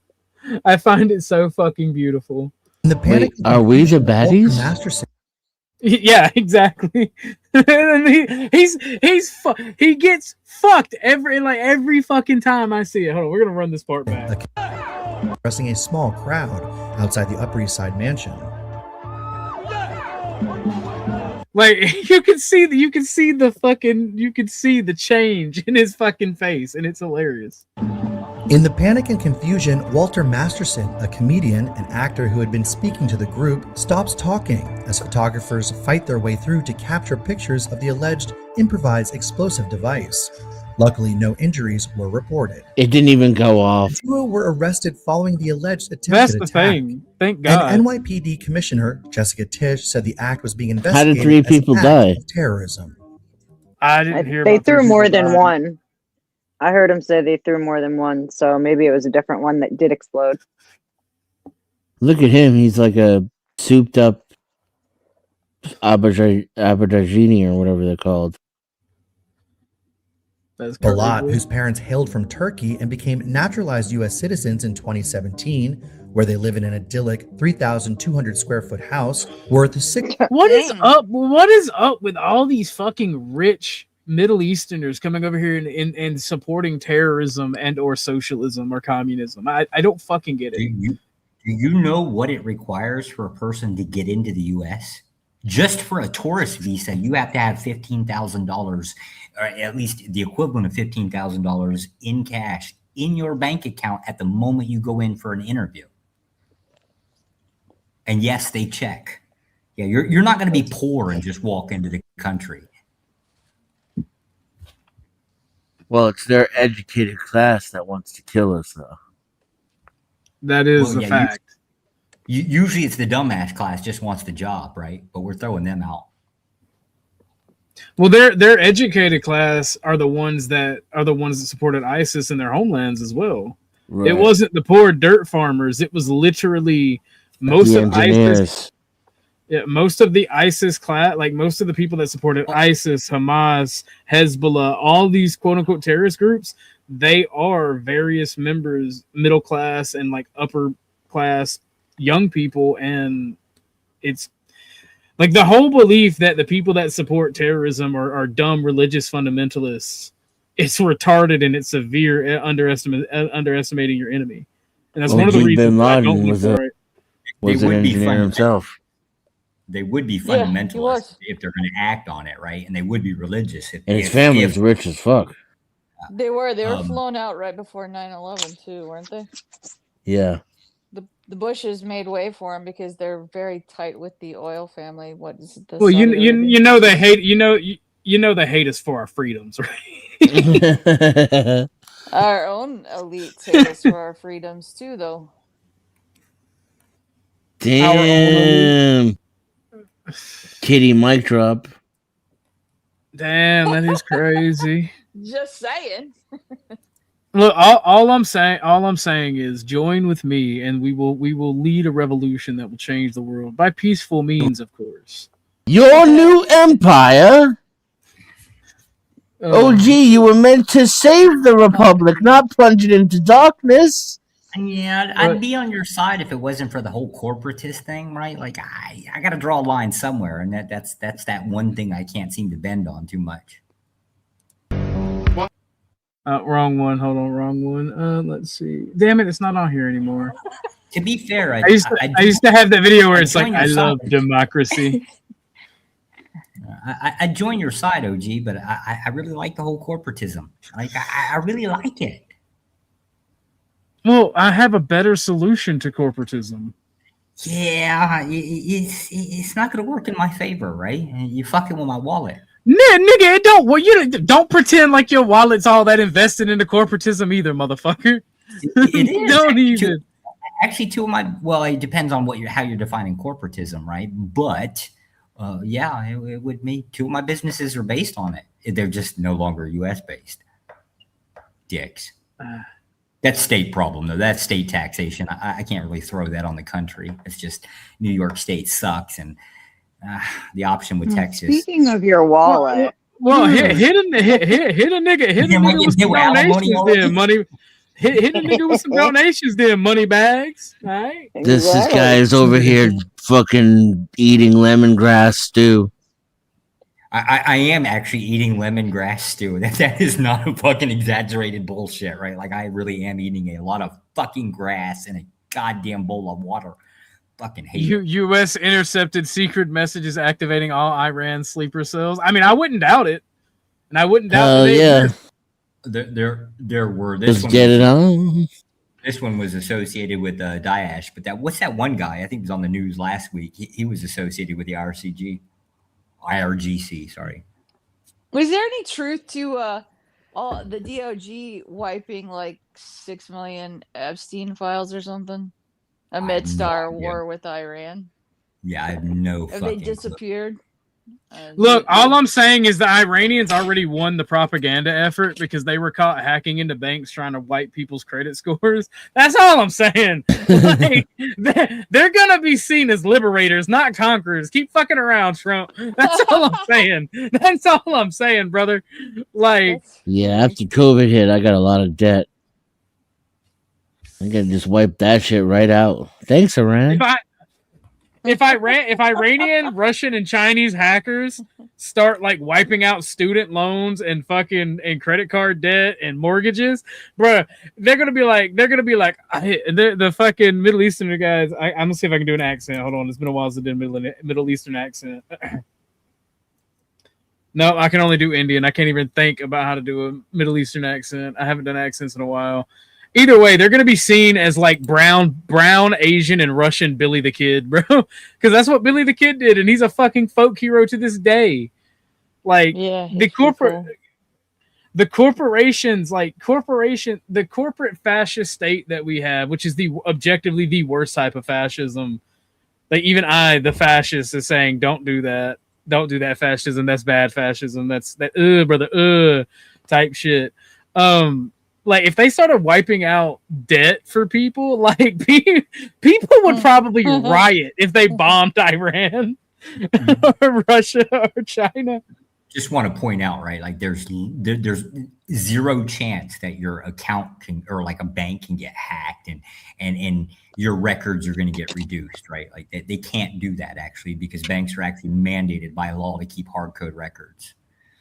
5 years after account closure, so even after an account is closed, they're required to maintain it for 5 years. And I think there's another law that requires it for 7 years for like backlog transactions and everything, like including the debt. Yeah, but do you understand the level of digitalization, Josh? Like, yeah, I get what you're saying, and you're not wrong, but the amount of time it would take and money it would cost banks and other financial institutions to reapply those hard copies to the digital system that they use. You could And take how PDF. surprising can it be when I tell you that I worked for a financial institution and they don't always follow those rules just because they're supposed Yeah, to. I'm gonna say, yeah. Yeah. That's true. Like FDIC insured banks is a joke. I mean, yeah, Fleet- they don't follow that. That's yeah. Thank you, Dennis. Fleet That's finance, absolutely true. Fleet Finance, before they were, I guess, acquired by Bank of America, actually their loan department. I actually know a lot about Fleet, but anyways, they kept their hard code records in Miami. I don't know why there, but in Miami, in a storage unit, just boxes, stacks of boxes. I don't know how the hell that was secure, just simply because of like hurricanes. Chuck says China's sending weapons and pallets of cash to Iran. I mean, I knew for a fact that China and Russia were not going to let Iran just get fucking the shit kicked out of it. Well, they can't keep the Strait of Hormuz closed. Yeah, the Chinese can't make their own oil. China sent fighter jets. We destroyed those set of fighter jets on the tarmac day one. Trying to turn around and fucking, but yeah, there's some of the, like, we're not, I guess apparently we're not allowed to like shoot the aircraft down. You have to wait till it lands and then offload. Yeah, because we can't get a direct engagement. Yeah. Otherwise, we could just intercept all those shipments and it would just give us more money and weapons. But unfortunately, Russia, we apparently turned their shit around. China, we didn't. I don't know I don't know why China's balls. We already have an embargo on Russia. We also have an embargo on Chinese weapons as well. What? Look, I think I get really libertarian when it comes to arms and weapons. I'm like, look, man, I don't think you have the gun's best interest at heart. The Chinese Norinco needs a safe American home. It must be adopted by me specifically because Norincos are awesome. I'm just saying. Motherfucker wants cheap ass Type 56 rifles. You know those things. Yeah, yes. No. The Type 50. I will not fall for your propaganda. The Type 56 is a decent fucking rifle. It is no worse than the M16 was when it came out. Yeah, stop. If you're going to get a true AK, get the true AK. Why you got to fucking settle for the cheap Chinese knockoff bullshit? Because for one, I'm poor, but I also think we should bring in fucking Russian AK imports. All guns. Here's the thing: when it comes to the market, the shit must flow. AK. I am just not fine with the Type 56. I take it personally. Because your wife's Vietnamese and her grandfather got shot in the ass by one. That's why. That might be the case. You put your penis in and like that Asian bug people virus grafted onto your penis and you became part of the hive. You became part of the hive. Well, no, from their perspective, they like Chinese shit. I just have a natural hatred for it. $3,000 flashed it's that U.S. government propaganda salute honoring ISIS as he was led in shackles from a police precinct Monday. He was seen holding up his right index finger, a universal salute for the terror group, and grinning at the press while being led by a cop. See, and that's one thing that annoys me, right? Two things here, right? The finger salute, that's fucking stupid bullshit. I do that shit all the time, and I am not hailing fucking a terrorist organization. Two, when these people do fuck shit, they smile and play in our faces. Instead of giving him fucking human rights, you know what you should give him? 9 grains. We can't give them beat down. Roger King did all of that bullshit. You can't smack him around in public. You have to wait. I didn't say smack him around. Measure bullets. You just wait till you get him behind doors, right? Beat him with a phone. Who said anything about beating him? I said give him 9 grains, Josh. I don't want to. This is what makes us better. The trial, and there's a reason for it. Yes, it's a prominent slogan, but a very wrong one.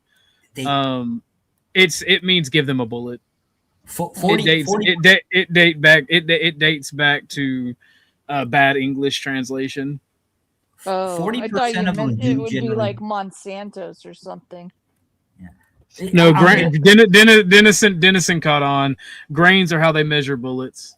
Oh, 40% or not quite 40% actually end up giving up names when we catch people. Roughly about 40%. I think the official number is like 38%. That's why I don't want to kill them, right? Usually they happen to know some people that at least gets us in a better direction. Our investigation process. Is there Xi Jinping in the background? Yes. Yes. Now, why do I recognize the cop holding the folder? 9 grain, because we probably saw him on body cam footage as much as we watch. 9 grains references the 90 grain bullet of a 9mm is the reference, and it's a bad translation, but give him 9 grains is funny to me. That's cool. ISIS fighters have often used the index finger gesture in their propaganda. The gesture is also used by many Muslims to demonstrate their commitment to monotheism.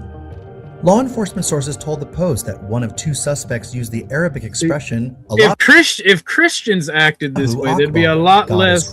There'd be a lot less smart asses willing to talk shit. That's all I'm saying, my fellow brothers in Christ. Why does the background music sound like Stranger Things? Probably because it is. One of them has asked for their lawyer. Like I wouldn't doubt it if it was. Just Stranger Things. So Trump reacts to the oil prices. We were talking about the oil in the Gulf of Hormuz. That would be awesome. A snap from Washington with more on this. Kill it in the name of the United States. Hey, that's Rage Against the Machine. These ships should go through the Strait of I'm sorry. You say Rage Against the Machine, but with how bad they sold out, I think it's more Rage Against the Machine unless we agree with it. Or our people are in power. All right. I'm going to use this time to make me a sandwich. Be right back. I was just naming the band.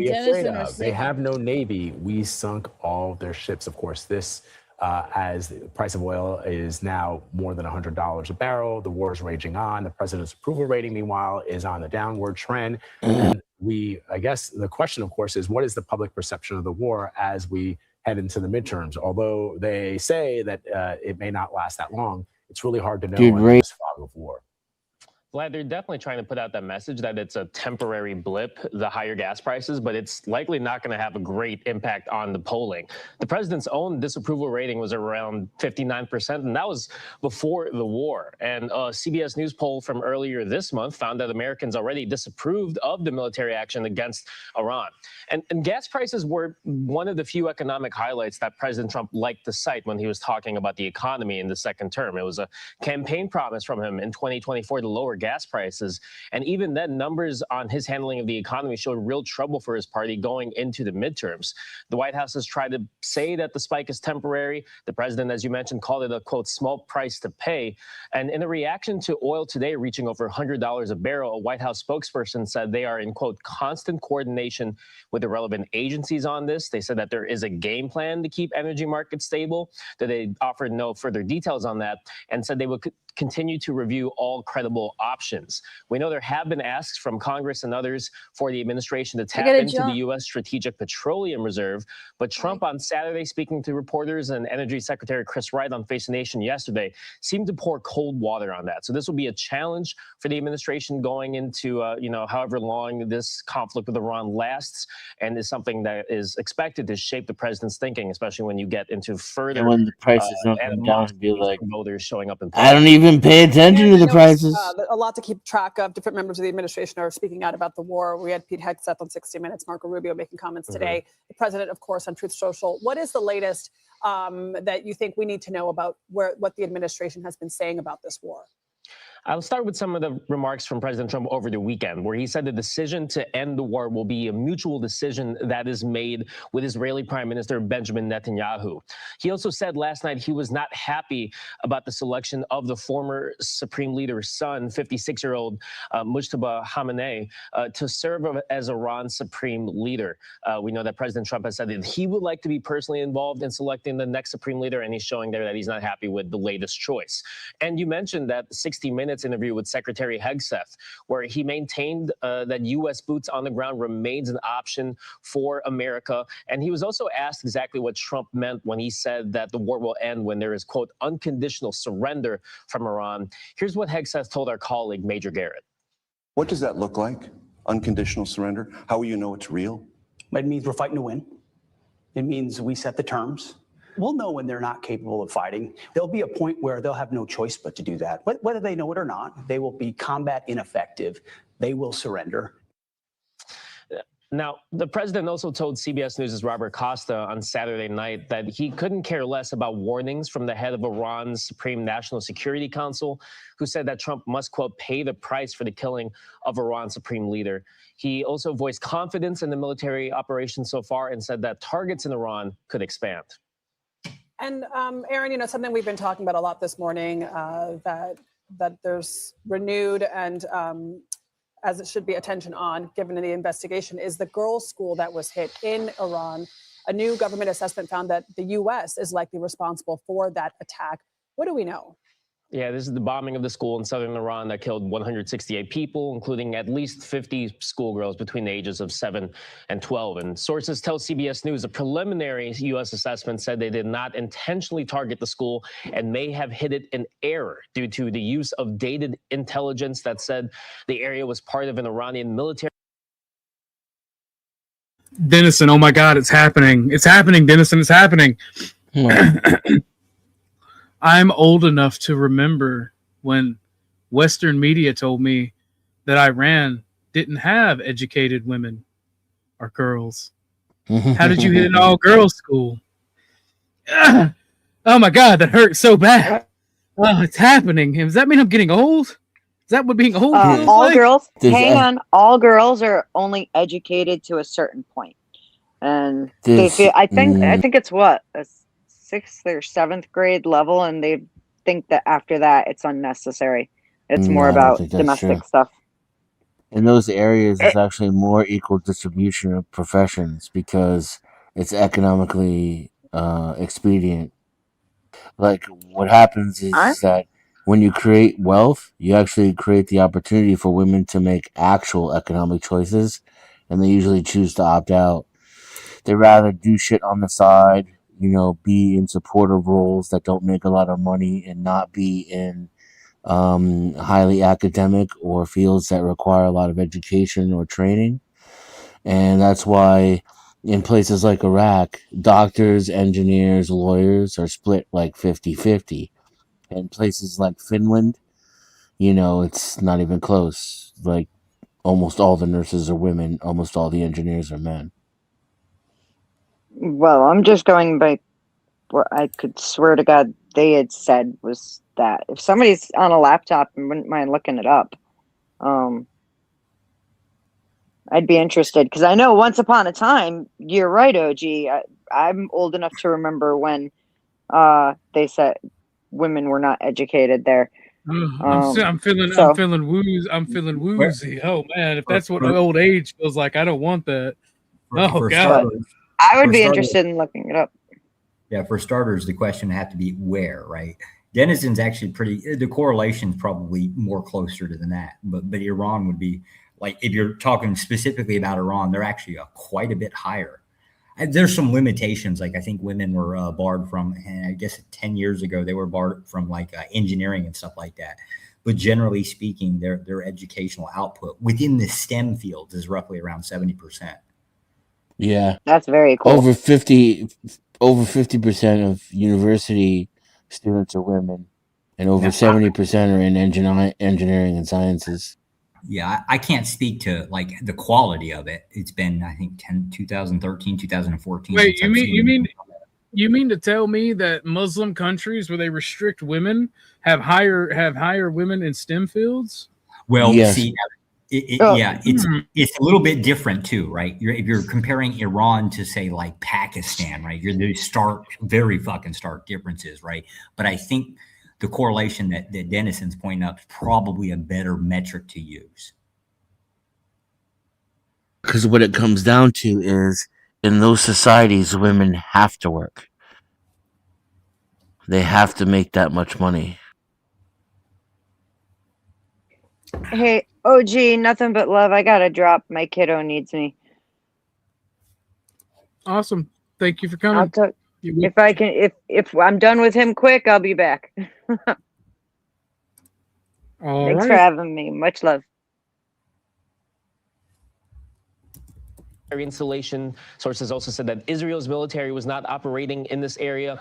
And while President Trump told reporters without evidence over the weekend that Iran may have been responsible for this, a White House spokesperson said about this reporting, about this assessment, that the investigation is ongoing and, quote, there are no conclusions at this time. Navarro with the latest details. Thank you so much.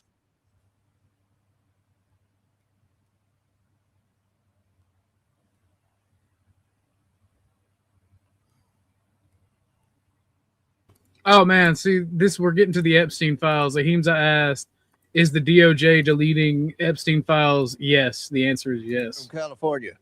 Thank you, Mr. Chair, for convening in this hearing. Let's start at the outset by just stating the obvious. Waste, fraud, and abuse are horrible. They're stealing from taxpayers. They're taking money and food out of the mouths of hungry kids. I have spent my career fighting against fraud. I started my career at the SEC, prosecuting corporate fraud, continued on as a law professor, teaching the next generation. And as someone on the oversight committee, this is a very, very important issue to me. Again, every dollar that is stolen from these programs is a dollar that's not just taken from us hardworking taxpayers. It is something that is meant for a better use. And so I appreciate the gist of this hearing, but as I pointed out in prior hearings on allegations of fraud in Minnesota, I think I'm racist against Chinese people. Focus on the Somalian community in Minnesota seems very part. Why? Like, I'm not sure, but I think I don't trust this guy, and it's just because of the shape of his face. That's fucked up. Partisan and wrong, because we know there's massive fraud across this country, particularly in southern states, including states like Florida and Mississippi. Mississippi is still at trial right now over $77 million in welfare fraud. Federal prosecutors have recently arrested a Russian national accused of submitting billions of dollars in fraudulent schemes in Texas and Florida. And of course, Oklahoma and Alabama consistently rank as the highest states when it comes to SNAP fraud. And yet we've only focused on Minnesota. Why? As a freshman member, I've been here 14 months, but I've learned that their House Republicans are all single issue voters with just a handful of exceptions. And that single issue, the only thing that you all care about is whether you're on Team Trump or not. And so when Donald Trump goes after Minnesota and falsely claims that he won the election there 3 times and that it was rigged against him, I pay close attention. When he says that he would no longer admit Somalians to this country because they contribute, quote, nothing to this country, I listen. That's a wildly racist statement, but it's going to reflect what Republicans are going to do. And that is why we're holding this hearing. I care about welfare fraud, and I care about the scumbags who rip off taxpayer money. But if this was about welfare fraud, we'd be also hauling in people like Mississippi Governor Tate Reeves. I mean, I don't disagree with him. I think he's going to try to put pee-pee in my Coke. Oh, my Lord. Like, I don't disagree with him, though. But the problem is the welfare fraud, it's different when it's our own versus a fucking 4 and 5th column. I have a solution to that. Uh-huh. Universal welfare. Yeah, I agree. I agree with universal welfare. I ain't gonna lie to you. And then, instead of like making like financial thresholds, you can just tax the people who don't need it. Like Joe Biden, you know, he collects Social Security every year. We should probably tax him for that and recoup some of that. Because he really doesn't need it. You know, he's a millionaire. Fair. Damn. Well, instead of taxing, maybe we should get rid of Social Security for people who don't need it.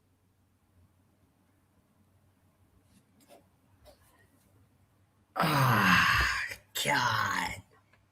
Now, I love how boomers will talk about like they hate communism and whatnot, but you talk about removing Social Security and boomers will fucking jihad your ass. No, like literally, I have listened to boomers talk about how they're not going to pay student loans for my generation, but basically every generation after them has to be slaves to pay their Social Security. You remember when you got your paycheck, right? And you sat there and a good fourth of it was gone because of boomer. Yeah. Well, no, it would have been. But the Social Security part is only like a few dollars. Yeah, well, I mean, to some degree, right? It just depends on when the big huge chunk of it comes out for bombs to blow up brown people. Yeah, but I support that. I'm gonna be real, but I support that. Ultimately, what you saw was this asshole named FICA fucking taking your shit, right? You wanted to find FICA and kick the crap out of him, right? But isn't FICA taking like $6? What the fuck? I wish. Anyways, imagine you doing this for like 20, 25 years, right? They're just fucking just draining your ass. Imagine that, and then imagine somebody coming along saying, you know what? Yeah, you don't really need it. You're rich, right? So you can't get that money back. So then you sit back and think, I did all of that work, and I had it taken from me, right? Like, I don't think that anybody actually agreed to it. You know, you don't have much of a choice. It's just what they're going to take. Well, I guess you could have filed a different way. Yeah, right? it's 6%, bro. But, 6% my ass. I know a lot. That's of people, FICA. I know a lot of people paying out a hell of a lot more than that. Because they're paying, that's the income tax, which doesn't go to Social Security. This is what the point I'm trying to make over and over again. Right. But the point is, Social Security is very affordable. Well, here, let's try this. Did they pay in more into Social Security than they're getting out? Let's try that. It depends when you cash out. This is true. And how long you live. A 4-year difference, right? Like you can go, I think currently, like you can start to draw at 65 or at 67, something like that. Isn't it something somewhere in there? So there's like a couple stark differences, right? But they also there's the retirement age, but there's also other various Social Security income programs. So the concept is do you think that people are trying to like squeeze out as much as they possibly can, or at the end of the day, doesn't it really just boil down to if you live long enough, you still probably aren't going to get back everything that you put in. So they're already taken from you. And then to have somebody come along and say, well, you're rich, you don't need it, right? A lot of people don't really need a lot of things, but we still have it. That's why I said there shouldn't be a threshold that should be taxed.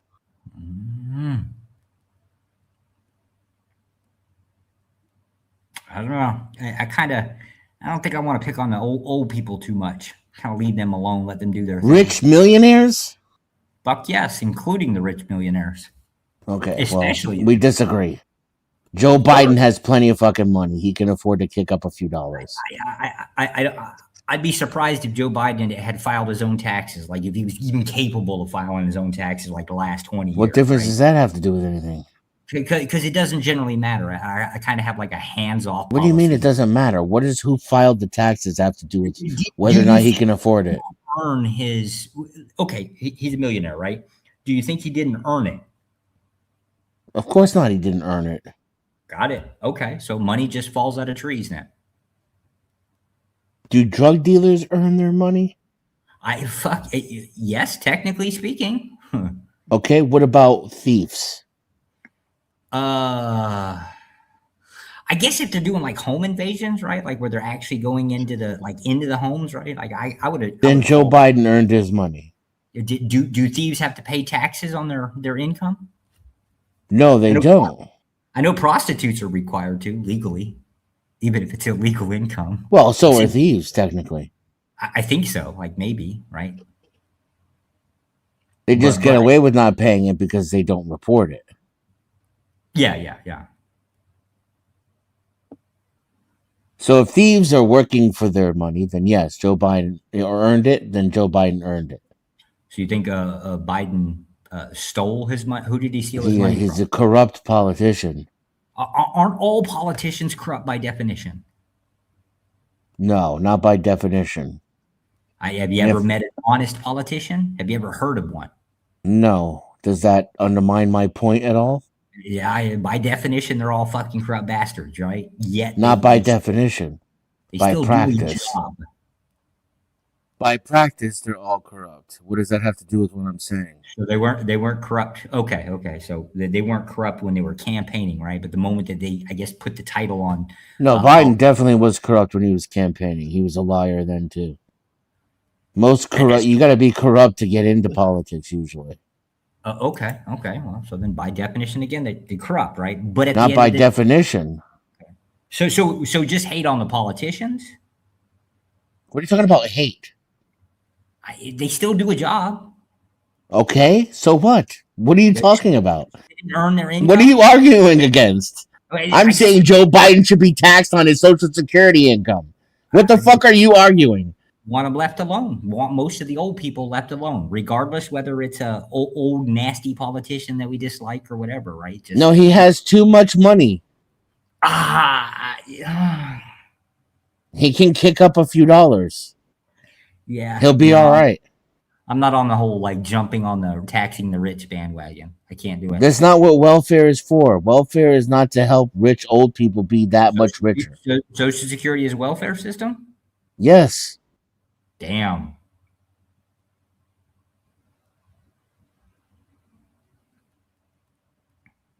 So it's not called a retirement or a pension or anything like that, right? Like that's not what it is.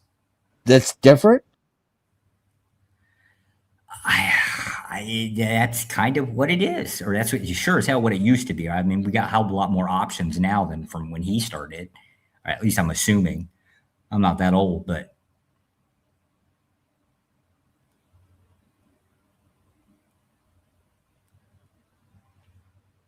And I'll grant you that, if you're that high in government, right, you're going to have access to whatever. Hell, I could even have like access to insider trading or whatever, right? But it just comes with a job. Yeah, he's a millionaire. So he has plenty of other sources of income that are going to last him a lifetime. Sure. But isn't it all children's children will have money? Yeah, I would figure so. That's the whole point of being in that position. So he can afford to kick up a few dollars in FICA tax. Yeah. No, I'm not jumping on the whole taxing the rich bandwagon. I ain't doing it. Who else are you going to tax? The poor? Yes, actually, yes. Okay, that makes a lot of sense. Josh be the type of landlord that be like, all right, and you can leave a tip. Remember to tip your landlord. Oh yeah, I'm gonna be a slumlord. I'm definitely gonna be a slumlord. Former NFL quarterback Brett Favre, who clearly knew about a scheme to send money to build a volleyball facility at the college his daughter was playing at, received funds for $600,000 or more for work that he never did from the government, again, taking money from the mouths of children that are hungry. No, this hearing is not about welfare fraud. It's about placating Donald Trump.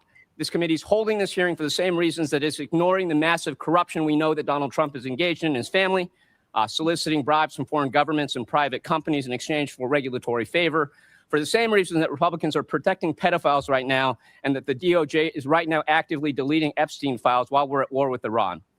It's why they ignore their oath to support and defend the Constitution of the United States. It's why we're holding hearings on this rather than on ICE abuses or the fact that Donald Trump just took us into war without even consulting with Congress, let alone getting our authorization for military use or force or actual declaration of war in direct contravention of the Constitution of the United States. But for those of us who care about taxpayer dollars, let's focus on that. This is horrible, but of course, we have seen instead a different type of abuse of our taxpayer dollars. They've taken our taxpayer dollars and used them to fund abuses against our American people, as a number of our witnesses have aptly described. And I want to just point out that until the murder of Alex Preddy, not a single DHS or ICE agent accused of wrongdoing, witnessed or videotaped assaulting Americans was suspended, faced any disciplinary action. That doesn't happen with police. When my local law enforcement are accused of misconduct, certainly if they're videotaped shooting someone, they are subject to an investigation. Maybe they're justified or not, but they're suspended, removed from duty, investigated. None of that has happened until the murder of Alex Preddy and the outrage around that. Now, Governor Walz, I want to just briefly ask you, what's the economic impact that the deployment of ICE in Minnesota has had over the past few months? Well, thank you, Congressman. I thank you for your characterization. I assume you're an LBJ Democrat. Yeah, it is. It is very hypocritical, and that's the thing. Like, I hate doing both sides, but we actually have a mono party, and the fighting is public theater. It's the Democrats could do something about it if they wanted. They don't want what to. Does they know their LBJ hands Democrat mean? You hate the blacks and you want to kill Kennedy? Yes. It's a blue dog Democrat. It's a workers. It's okay. Economically conservative and socially liberal. Yeah. See, I prefer being so economically conservative or economically liberal and socially conservative. horrific. It is corrosive. It hurts those people that are there, and taxpayers should demand accountability. And I think that's what we're trying to take.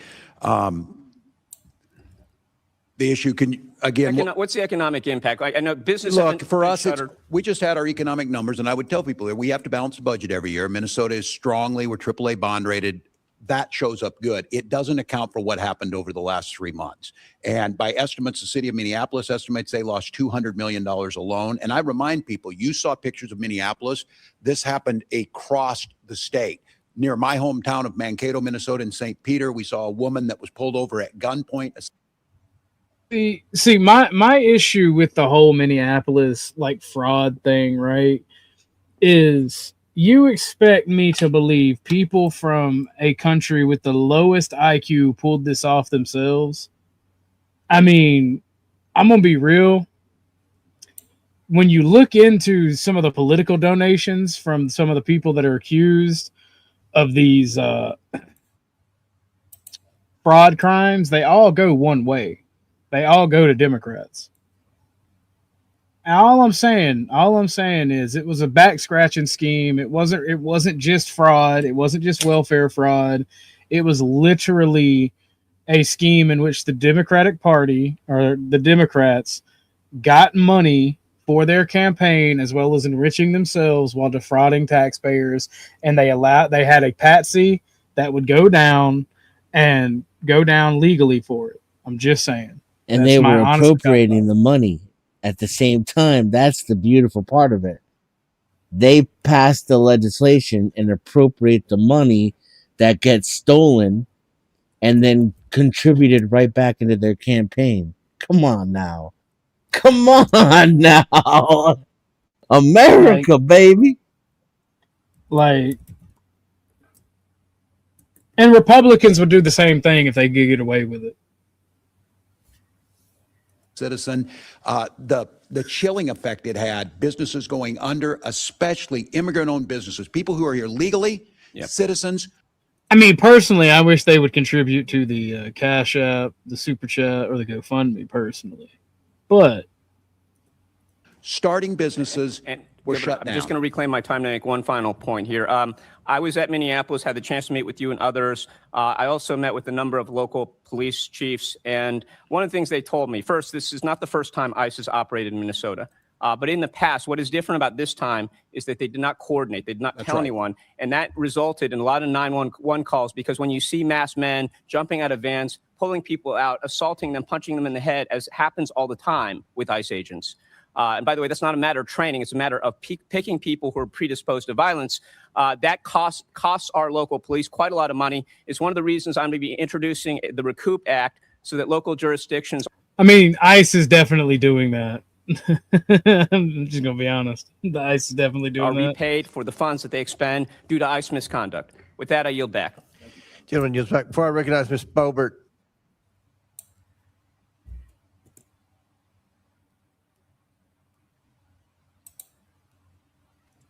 So Not Lost wanted me to play Disco Elysium, and since I've already made my lunch for the day and ate it while we were watching these videos, I think I'm going to go ahead and end this stream after this video and then raid everybody over there to the gaming stream. Josh, Dennison, if y'all want to chill out back here and we can have a conversation while I'm gaming, if you want, we can do that. If not, I'll just go and game. Yeah, I'm cleaning. I'm sticking around for a little bit.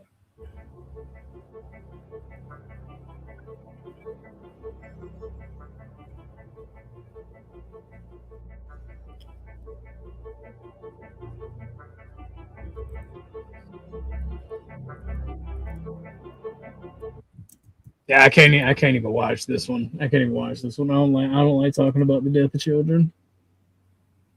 That makes me angry. That makes me angry. So angry. All right, I'm gonna go ahead and get this stream set up, this gaming stream set up, and the raid set up. I have never played this game, by the way. Have you played it, Dennison? Josh? Negative. I don't think I've heard of it. Is that the one you're playing? No, Disco Elysium is what I'm I don't even. I've never even heard of it.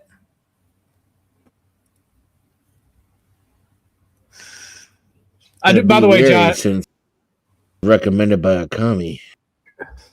Damn. By the way, Josh, all you gotta do is drop me a $30 super chat, and I have a flight simulator for you. IL Stormovic. Are you gonna? Can we modify the skin of the aircraft in any way? Yeah. And are you going to be willing to, do the whole like Allah Akbar thing, like while you're flying? I don't. You'd have to create the skin or have somebody create it and have to download it as a mod. Yeah, technically, Star Citizen is a flight sim too. Well, we could definitely play Star Citizen. And now Star Citizen, I actually like watching. I like watching that. Actually, Dennison, since I'm doing 3 Let's Plays, and whatnot, that would be StarCraft, Elysium, and Star Citizen. If you wanna play some Star Citizen. My gaming machine is in parts. Yeah, my laptop won't even. Processor is in the box. I just bought a new printer. I'm going to print a label to ship it off. Yeah, and I would actually love to play the damn game. My laptop ain't. Yeah, my processor might as well be in the garbage. You can't handle it. And my old lady's not going to let me get another piece of electronic for gaming. That's not going to be allowed. I got one of the bad batches of i9s. Oh, no. At least that's what Intel thinks. We'll see when it comes back. SCV ready. Good. If it comes back and acts the same, I'm actually going to sell all my parts and switch to AMD for the first time in decades. Because the X3D is the gaming beast right now. Really? All right. I'll name it that, not laws, just for you because you paid. Yeah, lithium looks like it might be kind of interesting. I mean, I can't tell much from it. It's kind of funky looking. I've heard about it. It's supposed to be like a surrealist type thing. Yeah, kind of like the way they did the graphics, right? I mean, it looks not normal. Like at least they tried it to be a little bit different, right? So I give them that, and that's without seeing the gameplay. So I'm interested now. I'm a little curious. Well, I will definitely. I gotta change the date on it. It's the 9th now. I could walk you through some Star Citizen, but I can't join yet. And I hate you bastards to get to play Star Citizen. I actually want to play. I just can't. How come you don't upgrade? My old lady's. So I brought an Xbox back with me, and yeah, my old lady. Oh, why you bring Xbox? Why you be frivolous? Yeah, she's anti TV, anti video game. She's anti all that bullshit, right? So now convincing her that I need a laptop, right? Yeah, that ain't gonna fly. She's gonna smell that bullshit coming. You already have a computer though, right? Yeah, I got a laptop. It ain't gonna fucking take Star Citizen. Yeah, my shit's designed for no PC. Well, yeah, no, I ain't got a desktop. I move around too much.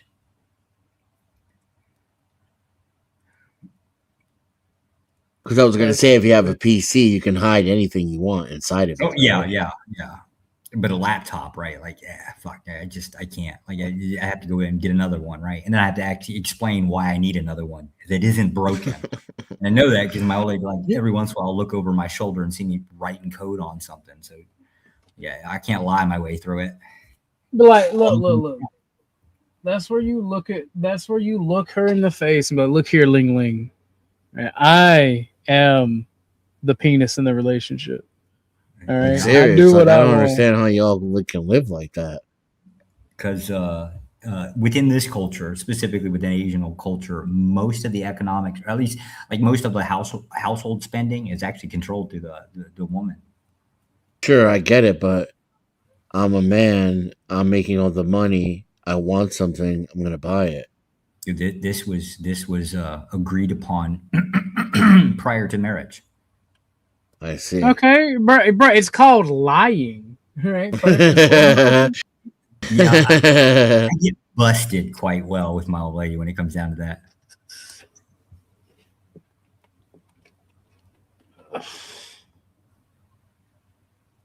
Yeah, we're gonna have to watch the stream for sound.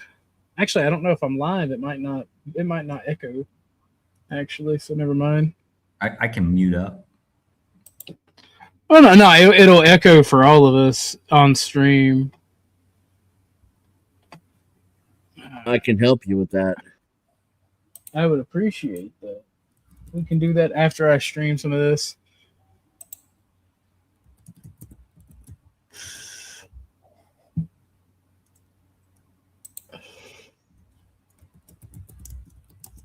Oh man, not laws. Are you ready for this shit, man? Because we're about to go over.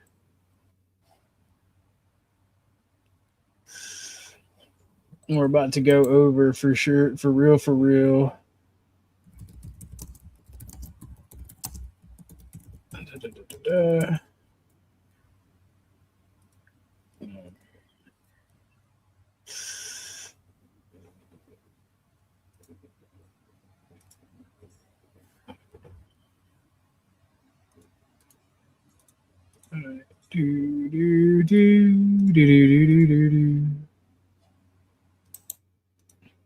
All right, ladies and gentlemen, I'm going to raid myself because I'm going to go live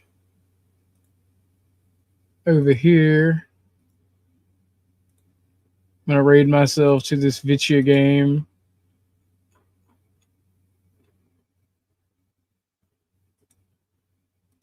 Over here.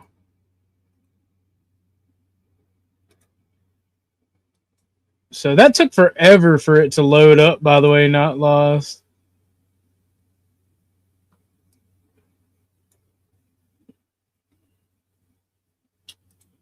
Alrighty then.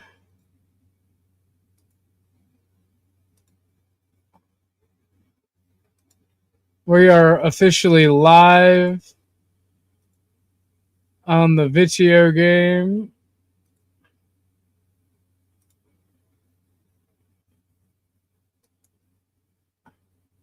Are we not going to be able to see it over here? Yeah. I'm gonna stream it over there.